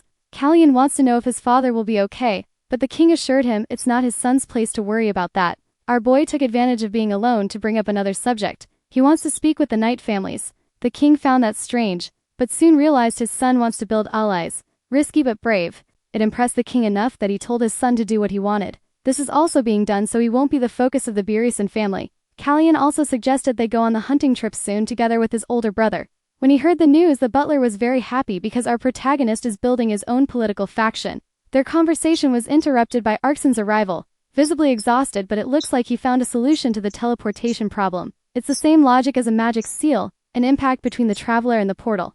Callion wants the details, but he'll hear them soon, because he told the mage to rest a bit. Arkson said he needs to talk to Ellen right away about the discovery, but the protagonist insisted he rest. Since he was so tired, Arkson didn't have the strength to argue. Callian quietly told Arkson not to fall asleep on the way back. But inside the carriage, the mage is already completely out. He remembered the protagonist's words and jolted awake at the exact moment his caravan was being ambushed. Several men were closing in. Arkson told the driver to speed up and not look back. A weapon was thrown at the mage, but he managed to defend himself. Somehow, Arkson had already been expecting something like this. And as a member of the newly created Valken, he's fully ready to have a little fun. Callian is in the middle of a banquet with his master, who noticed Arkson's absence. Our boy said he must be busy with his own responsibilities, because what happened to Grey became public, and the queen is going to make a move. She can't be happy now because she lost a major ally. Only with Evan's death can his son inherit the title. The way things are, Celeste can't say for sure whether her father interfered in what happened. She'll need time to get her thoughts in order. He also has absolutely no idea what Archie is capable of, and our main guy is sure Archie can handle a few nights on his own. The last face our boy saw in his past life was Archian's, and for all intents and purposes that ended up turning into admiration. Right now, extras are getting killed off in a brutal way. The assassin is already completely terrified because that mage is insanely powerful, able to cast spells in no time. Their only chance is to close the distance, so he hypes his men up with the reward they're supposed to get, but their attacks get totally shut down by a magical barrier, which only speeds up the deaths of a few more of them. They quickly realize they never should have taken that contract. Sending a group of 10 men against an opponent like this is just ridiculous. Arkson notices the men are trying to run, so he blocks the path of the only one still alive, the one responsible for the ambush. The corrupt knight drops to his knees and starts begging for mercy, saying he can tell the prince everything he knows. Arjun says he better be more specific if he wants to keep living, so the knight admits it was orchestrated by the queen. One of her servants works for our boy, and should be executed if anything happens. Looking at that bag of money, Arkin says his master isn't all that interested in remembering certain things. Completely desperate, the knight says he knows where the Marquise's money comes from, a secret, illegal casino. They make money off rigged bet-on fights, but our main guy already knows that place, and he's got someone with well-known expertise about it. Looks like the knight has nothing else to offer. He ends up saying the Marquise hasn't held a sword in years, and the one he used to use is completely ruined. Arkin says that detail might make the young prince curious. The knight also says the conflict between Evan and his son is real, but the mage is sick of it and decides to cut the extra's head off, because that mouth has already said everything that needed to be said. Arkin needs to figure out a way back to the palace, since the carriage kept going, and he doesn't want to waste his whole week on the trip. Then he starts hearing the sound of horses galloping. Before long, our boy gets his hands on that bag of money, and that sets off a massive chain reaction. Now Marquise Evan is being accused of trying to attack arson on the road. The imperial family's knights are already outside, waiting for him. Evan is getting furious. He thinks he knows why this is happening. It's because of the king and his majors. He asks where Tail, his knight, is, and gets told Tail was found at the crime scene. On top of that, he was summoned by the queen herself. Evan is determined to go to the palace. The butler asks if he wants to notify the queen about the visit. Still raging, Evan says if he does that, he'll punish his daughter, because she's not who he wants to talk to. He wants to talk to our main guy. At lunch with his family, they're told that a master from Valken has gone missing. Randall is the one who says it, and he thinks our main guy must be really worried. With a wide smile, Callian says the king and Ellen should be more worried about it. Planche stays completely indifferent, and the date for the hunt gets set. Looking at Randall, Planche asks if he's joining too. But that prince isn't planning to, because he thinks the king set it up with the eldest son in mind. Planche tries to convince him to get some fresh air, but gets ignored. To make it worse, he doesn't seem like the type who even likes hunting. Callian doesn't know if his older brother is doing all this just to help him. And right then, gathered with his brothers, he feels something strange. It's his own master, and something has Ellen deeply irritated. Not long ago, Ellen went to meet Marquise Evan. Ellen asks if he's feeling any grief over losing so many subordinates, especially when he still has to show his face at court. To Evan, that sounds like a provocation. He says the major's presence there is only tolerated because of the king's favor. Ellen answers that at least someone in that conversation is enjoying royal favor. Furious, Evan says he already knows who's been influencing the young prince in a bad way. Closing in on that point, Ellen says the king and the prince are more trustworthy than a knightly house that had 10 men beaten by a mage. Ellen leans in and whispers in Evan's ear asking how much the bribe was this time, saying Evan must have made a lot more now than when he sold his own son. That genuinely sets Evan off, and he releases his full aura. Ellen isn't intimidated by it. He releases an even greater power than the nobles, and now he's going to show him that some things have been forgotten. It's time to remember where he belongs. The flames of that energy look like they're devouring Evan. Ellen tells him to think before he acts because he doesn't know who he's talking to. That brief exchange leaves the noble choking for air. Threateningly, Evan says Ellen may be powerful, but he's alone and he won't survive long. But the mage assures him he isn't alone in this fight. He asks if the Marquis knows why Grey got kicked out and sent away. Maybe Grey got an irresistible offer, since he's a corrupt noble too. Evan starts thinking about what his daughter might have done. That would explain a lot of the problems he's dealing with right now. Killian watches the two of them talking from a palace balcony. From the looks of it, Evan really is going to meet our main guy and he's furious. What Evan actually wanted to find out was what Planta's relationship with the queen is like, but things changed too fast. He won't be able to see his grandson now until he figures out which side the boy is really on. As soon as Evan decides to leave, it starts raining. Callian realizes the hunt might not happen because of the weather. He asks his brother Plancha what he thought of all of it. Plancha says he heard about a message that morning, ordering some knights around. Callian figures Planker must have felt a clash between the two men as that morning, a sign the king is right. The boy has good swordsmanship. Wanting to know more, Callian asks if his brother talks to Evan often. Plancha says he's never met him alone, which is exactly what our main guy expected, because that family is full of schemes. Maybe that's why Evan wants to visit him. He definitely wants to strip the queen of her noble title, hoping his grandson can get the crown's title. If Evan's goal is just to push the queen off the board, then he doesn't need to keep helping our main guy. But if he wants to become the next king, he should meet Evan immediately. Looking seriously at our main guy, Planche says he already gave a very clear answer. Now they need to talk about something urgent, the queen's situation. She might make some really stupid decisions. But our main guy is already ready for that. And he doesn't want to shield her from the consequences of those actions. If Planche is going to become a real ally, he needs to be ready for what's coming. Planche takes our main guy's hand and agrees, because he doesn't want to be used like the queen's puppet anymore. News of their alliance reaches the butler, and he's shocked. That means the eldest son turned his back on the queen, and in theory he had no reason to. Callian says his brother didn't turn his back on anyone, he just closed his heart to the mother he ended up with. The queen never even realized how toxic she's been to him, which is why the guy's an alcoholic. And here's the twist, he wasn't even an alcoholic, he just stained himself with wine. His breath was always fresh. It was all to ruin his own image. Every time he looked down on our main guy, it was in front of an audience. He did it hoping the queen would abandon him, but it never worked. And desperate for power, Celise has reached a point of no return. Only death will stop her. Even hearing all that, the butler still doesn't understand why this unexpected alliance happened. Our main guy doesn't have an answer for everything either. The only person who could truly understand Planche already crossed the bridge, the old Callian. Arson isn't in those lands. Nobody's been able to find him. A messenger approaches the king to whisper something. They found a prisoner in the dungeons, Lannan Birisen. Hearing that, the king is intrigued. Talking with Ellen, he asks if Ellen has forgotten who he really is. Even if he's a laid-back person, he holds the highest title within Vulcan. The king wants to show the court the power he has now, so he mobilizes the royal guard to increase the search efforts. Right now, Evan is facing serious accusations because of all this. The same knight who went to talk to the king was the one responsible for bringing that noble in. There are only a few days left until the inauguration of the new mage division. That's going to shock the nobles, with the title being granted to Ellen. Ellen has already realized the king knows exactly how much the nobles despise him, Evan in particular. The truth is, Ellen was originally a viscount in Liberin, but he became known as a great mage. In Sacredia he also holds the title of baron, but out of all his titles he prefers being the young prince's master. And from now on he won't be just that. He'll also be known as Count Ellen, a title granted by the king himself. Ellen is immediately surprised and the king notices it. It's a pretty unexpected situation, and it could lead to major consequences. Our main guy realizes the rain has stopped. The hunt is going to happen. The butler goes to wake our boy up and is surprised to see he's already up. Talion took a short walk because he needed to take care of a few things. The butler says our boy needs to look at something else. They just received some horses as a gift from Baron Polan. Our boy is impressed by their quality. And that's not all. They also received a cat as a gift, which leaves our boy a little confused. He didn't know if he wanted to adopt a dog or a bird, but getting a cat is definitely a good thing. The animal ends up being handed directly to Hina. A pet like that can stay at the prince's residence, and our boy asks her to be very careful. Hina realizes our main guy remembered her request, and she's really happy about it. It doesn't take long for her to show what happened to her brother. The butler also tells our boy about the king's movements. He sent troops to the Burazim lands. Arkson is still missing, but that doesn't worry our boy at all. He just repeats Ellen's words. His subordinate's strength isn't small. Even so, our main guy won't just sit around. A Vulcan mage going missing is serious, and it'll be treated that way. Either way, life keeps moving, and it's time for the hunt. Not everyone knows whether Prince Planche will join in too.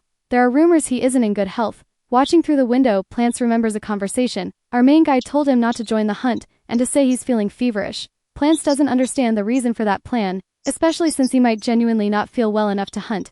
Callian says he'll talk to the king about it so he understands his son's absence. Planche still can't figure out what our main guy wants, but if it keeps him out of the succession conflict, that's fine. While he's thinking about it, he hears a cat meowing, the one that belongs to our main guy, playing with Hina in the garden. Planche knows the girl is our main guy's servant and the path she's on leads to the rose garden. If he remembers right, around the same time Randall usually goes to the garden too. One of Planche's guards points a sword at the girl. Rudely he starts interrogating her right away, asking who she is and how she got there. Hina is terrified and knows she needs to identify herself, but since the guard probably doesn't know sign language, she thinks about writing on the ground.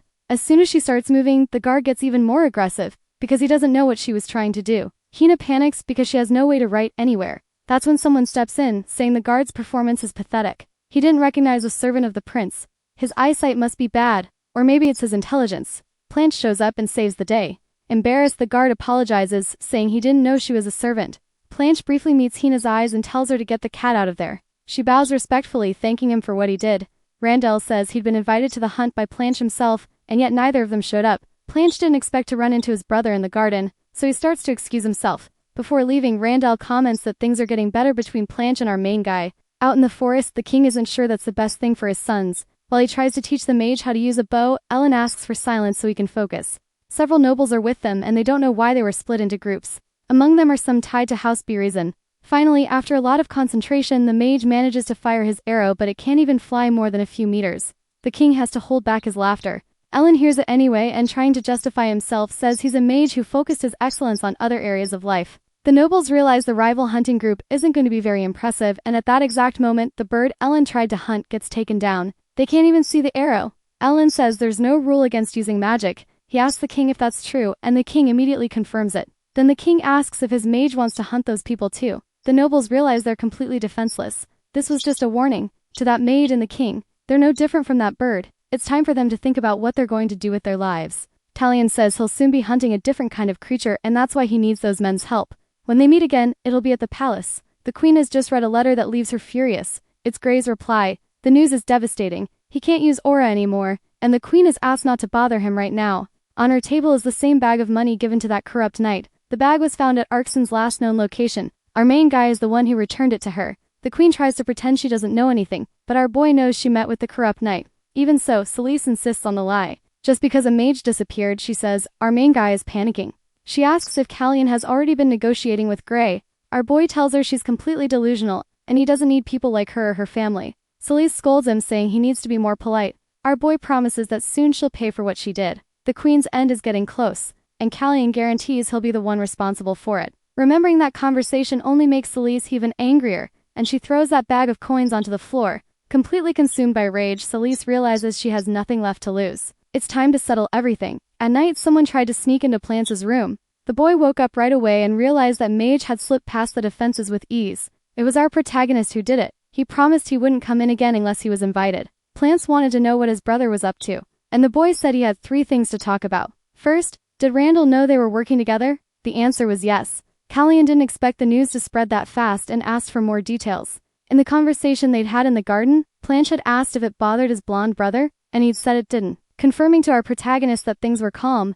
Even knowing Randall wouldn't make things difficult, Callion still wanted to be more careful. Moving on to the next point, he ended up thanking Planche. The prince said he didn't even care about that. Someone had probably told him what happened in the garden with the girl and the cat. Thinking back on it, he knew exactly why he didn't need any thanks. Hina had already done something like that, and she'd done it very politely. Now that Callion knew that, he could get to the last point. Since the next day would be Valken's inauguration, he wanted his brother to stay sick for one more day. Plance said Callion was pushing it. Callion agreed, but asked his brother not to interfere in any way with what was about to happen. Getting ready for the inauguration, the queen was being attended to. Her maids were wondering if her mood had improved. She'd been extremely stressed lately, and that had everyone worried. Maybe that woman should have listened to her father and married some noble out in the countryside. Without meaning to, one maid pulled the queen's hair too hard. When she tried to apologize, she didn't notice a hand already swinging toward her. The queen slapped her without mercy, making the maid beg for forgiveness. Another servant tried to take the blame, saying she hadn't taught that maid properly. Celise took the chance to push that woman even further.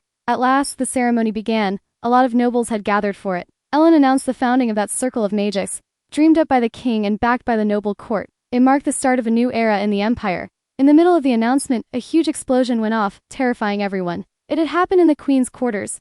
Our protagonist grew more and more uneasy. People were saying Arsene was responsible. It looked like the boy hadn't expected anything like that, and he was badly shaken. It didn't take long for the nobles to panic too and turn their attention to our protagonist. He quickly realized this was also the queen setting him up. The king told everyone to calm down. Chaos was exactly what the attackers wanted, so they needed to keep their composure. They still didn't know what really happened, but someone there said she'd seen the culprit personally. That woman started moving toward the nobles. It was the queen saying it, about the identity of the person who blew up her apartment. After the conversations he'd had with our protagonist, Planche started getting really confused. Callion said everyone heard the explosion, and they were relieved the queen was safe. Callion said the boy was cynical. because he was the one behind the attack. Even while being accused, Callian said it needed to be investigated. Callian said that before she was attacked, Arkson had accused her of setting up an ambush, and that our protagonist had told him about it. Earlier that same day, she'd planned everything with that maid. She'd handed her an artifact to place on the vanity. The poor servant couldn't refuse, so she put the small artifact there,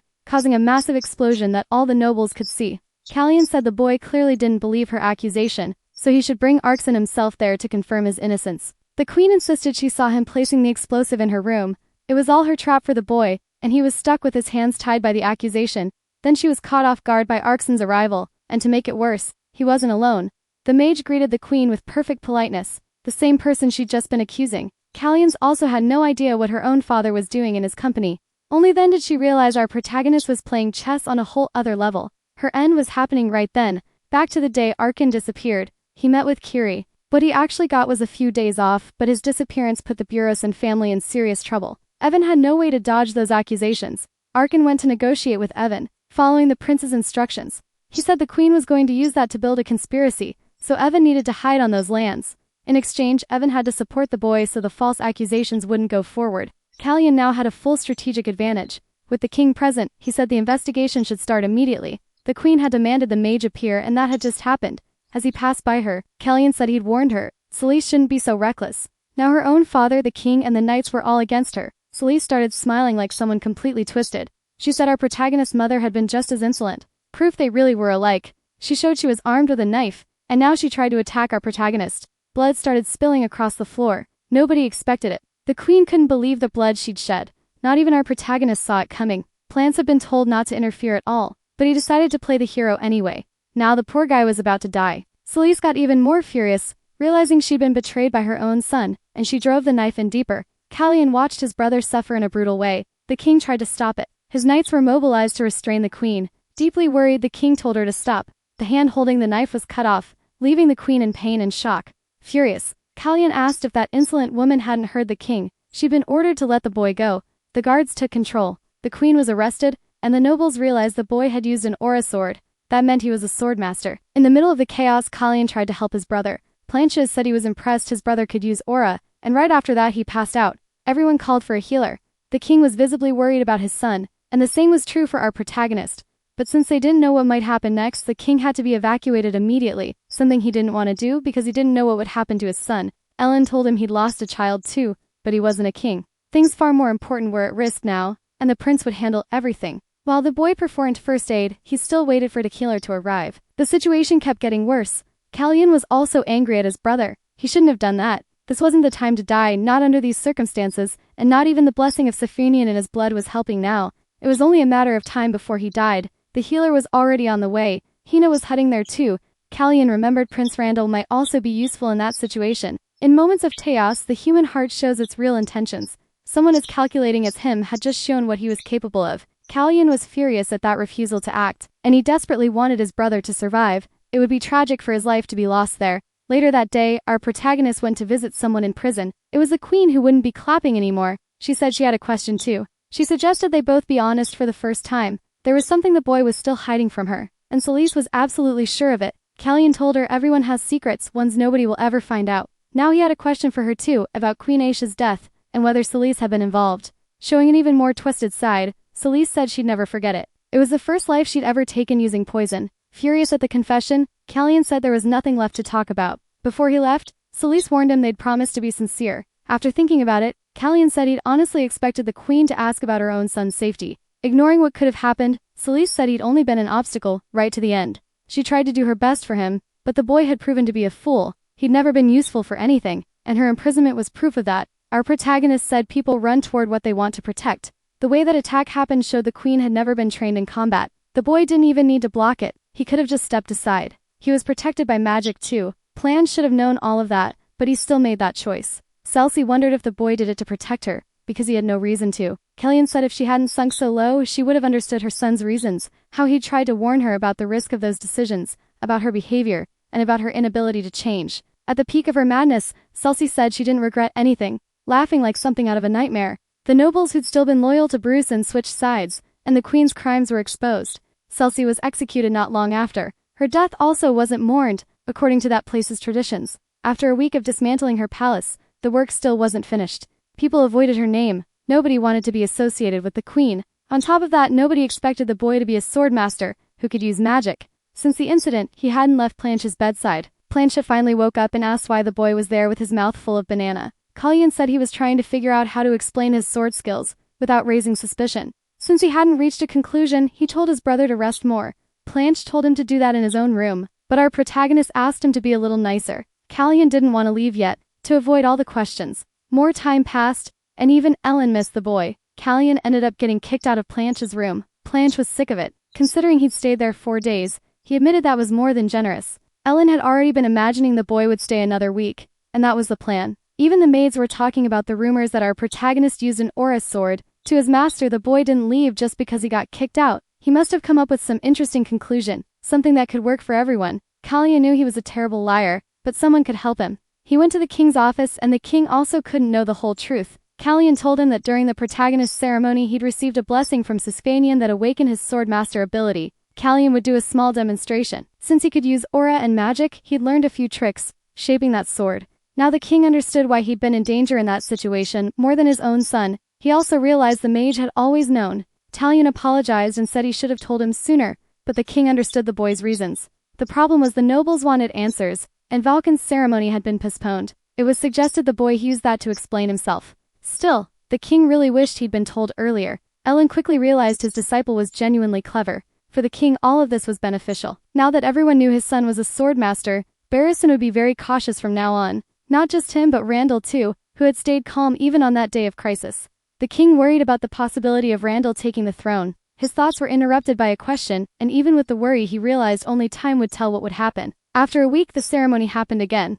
They also announced the presence of the newest sword master. Meanwhile, Barristan isolated himself completely, avoiding any contact. There the man didn't stop practicing with the sword, worrying even his servants. What made Evan furious was knowing he hadn't been able to see the boy's aura, something that only happens when the opponent is stronger. Finally, winter came to those lands. Our protagonist's cat was wandering through the garden and ran into Planchu.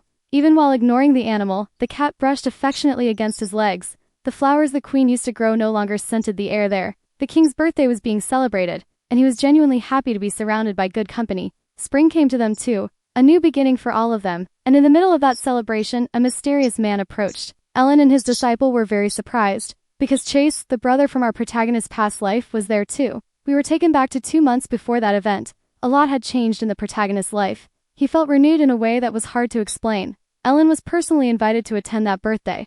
The king wanted his friend there, since it was his first birthday as a single man. Knowing the party would be wild, Ellen promised he wouldn't leave the region. He also said time was passing way too fast. Now that they were having some tea, the king remembered when the mage arrived in those lands, and was eager to see what the new year would bring him. Our protagonist kept training his abilities, defending himself intensely against Arsen's attacks. His aura sword was a terrifying weapon. By manipulating energy, he could turn it into a powerful shield. After defending, he decided to go on the offensive, cornering the mage with ease. It was an impressive training session, done in front of all the other mages in the organization. Cullion was impressed by Arsen's teleport ability, and Arsen was also impressed by the boy's swordsmanship. His control over mana was truly refined. He was even more surprised to find out the boy had been holding back.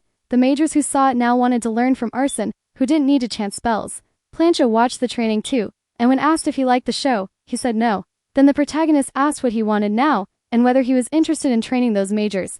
In his past life, Plancha had been responsible for strengthening that division, a key piece in turning them into the demons they could become. That was why the protagonist made the suggestion. Plancha still acted uninterested.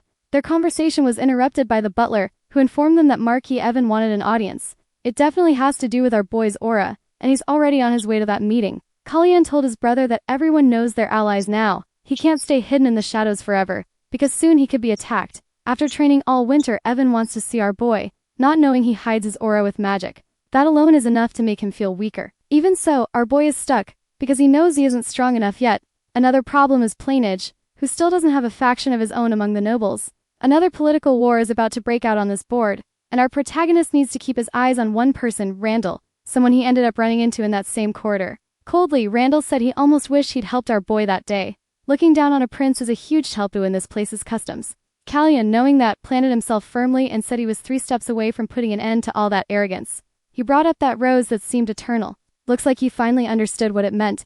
Randall asked if our boy had seen it. Smiling, Cullion said he was always thinking about why the rose stood out like that. Maybe it was a sign that flowers will always bloom in his brother's garden, as long as they never end up out of reach of his feet. And that was exactly the message he wanted to send. They stared each other down at the end of the conversation.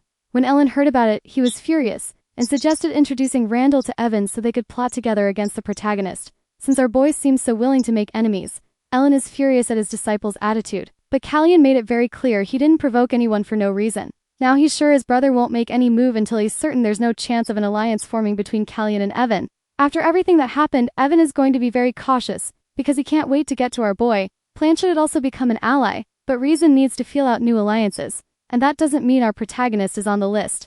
At the place where the illegal fights happen, people are having fun. A hooded man ended up drawing attention, and they demanded he pay the entry fee. The answer came as a sword strike that separated a head from its body. The orders Kiri received were clear. Panic started spreading through the place. The only people he must not touch are the ones who work there against their will. The guards freaked out, but they were dismembered easily. There weren't supposed to be any survivors. Kiri is carrying out his order with total dedication. He went to the main office and he almost got hit in the face when he did. One of the thugs took a girl hostage. Curry is much more skilled now. He knows that girl agreed to be used as a hostage, so her life doesn't need to be spared. The gangster now has a hole in his chest. He said the person in charge of the place won't let this go. Curry replied that he doesn't care at all. When the guards arrived, several lives had already been taken. Curry abandoned his sword, revealing himself as a servant of the third prince. The news is spreading fast and a messenger needs to report what happened. The underground fight casino was attacked. The Marquis needs to know. That same messenger's path ended up being blocked by a few people. Cullion asked where the man was going in such a hurry, completely furious. Evan scolded his subordinate because all he had to do was report what happened immediately. Now even the royal family is involved in the investigation. All of this because Kiri survived the attack. Callion passed a message to that messenger, and while he was being shooed out, the messenger said Callion failed to pull Planche to his side. When the attack happened, they were told to pin the blame on their prince. Evan is thinking about that now. He thought the brothers had joined forces, but he might be wrong. A little calmer, Evan started to believe there's still hope, deciding he'll meet Planche the next day. After the meeting happened, Planche passed that information to our protagonist. Looks like Evan bit the bait they'd set. Evan really did try to convince Planche to become an ally. The investigation is unlikely to find Evan responsible for it. The attack only served to knock down his influence. Callion now wants to know whether his brother has thought about the proposal he received. Planche said he's ready to put it into action. Our protagonist asked to be reminded what they'd planned. It's about Valken. He'll be put in charge of that division. Because of the illegal fight casino, another noble ended up being punished.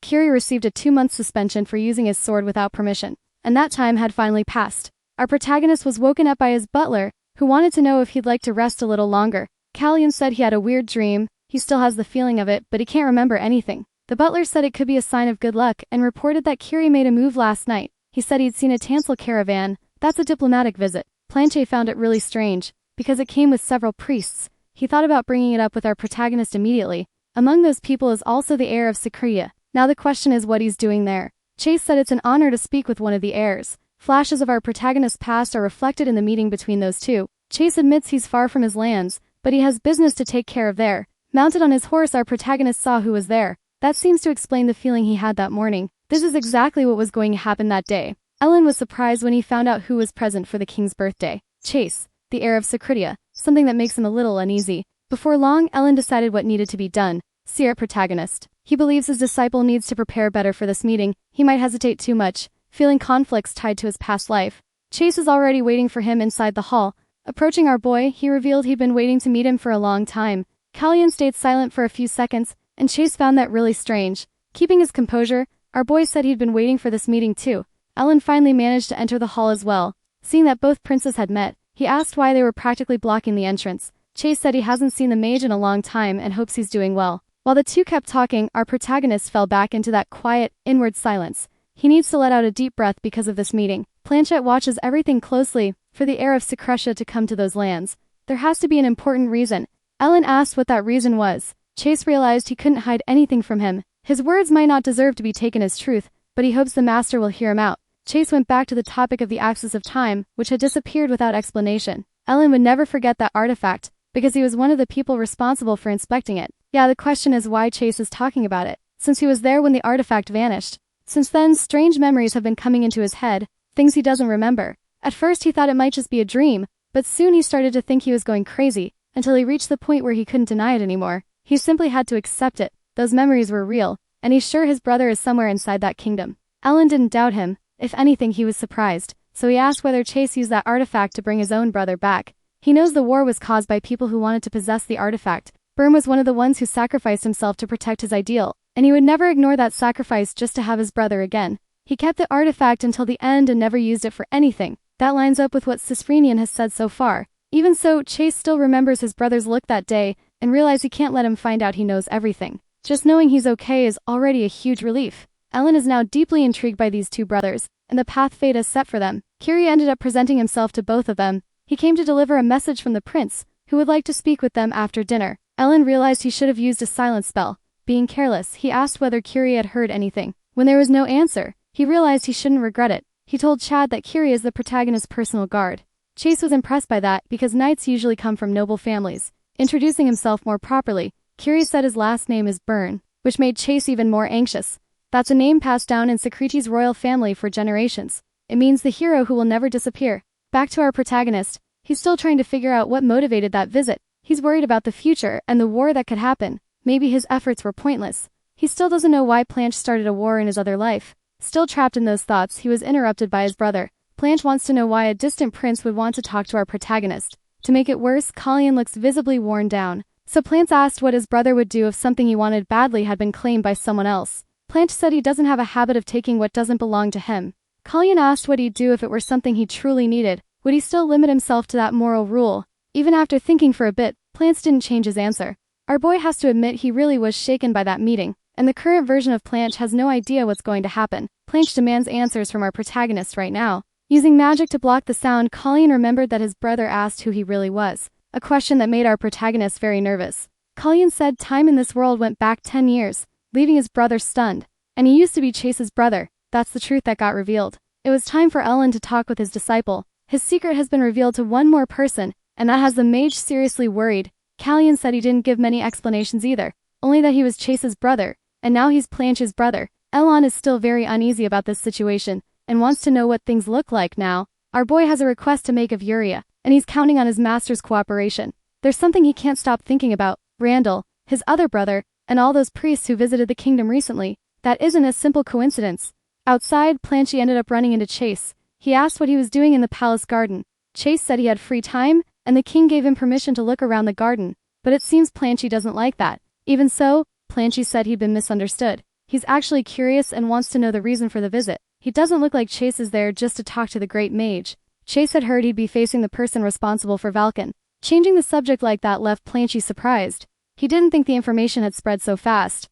Very seriously, Chase asked whether that division is going to be the foundation of the prince's power. Watching that reaction, Planche finally understood everything. Chase must have done something in that future version through those majors. Realizing that Chase knows a lot more than he lets on, Valken still made one thing clear to him: he serves the protagonist. Still worried, Chase said that for the prince's own good, he'd better be right about this.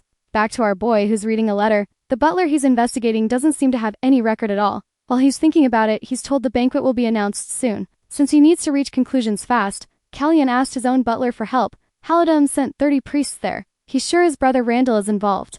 The butler said they're there for the king's birthday celebration, but the number of priests is way too high, so there has to be another reason. That makes the butler really rack his brain, and our boy realizes he still hasn't understood anything. Still, the boy said they shouldn't even be able to send out many priests. Tansel had a rough time with the rains that year. They needed help from the kingdom, and now they're paying the favor back by sending valuable priests. Colin realized that whenever there are floods, there are epidemics too. That nation must need healers immediately. Even so, sending priests to the king's birthday, now it all seems pretty obvious. Those people can't be real priests. After that conversation, Planche got pretty lost in thought. In the castle corridors, he ended up running into Hina. He asked if the cat had gotten stuck again. Telling her to step back a little, he said he'd help. He ended up closing the door even more, and told her he'd take care of the cat that day. That's Planche's room, and besides the cat, our protagonist is inside too. Kellyan went there to ask his brother if he was going to the banquet that night.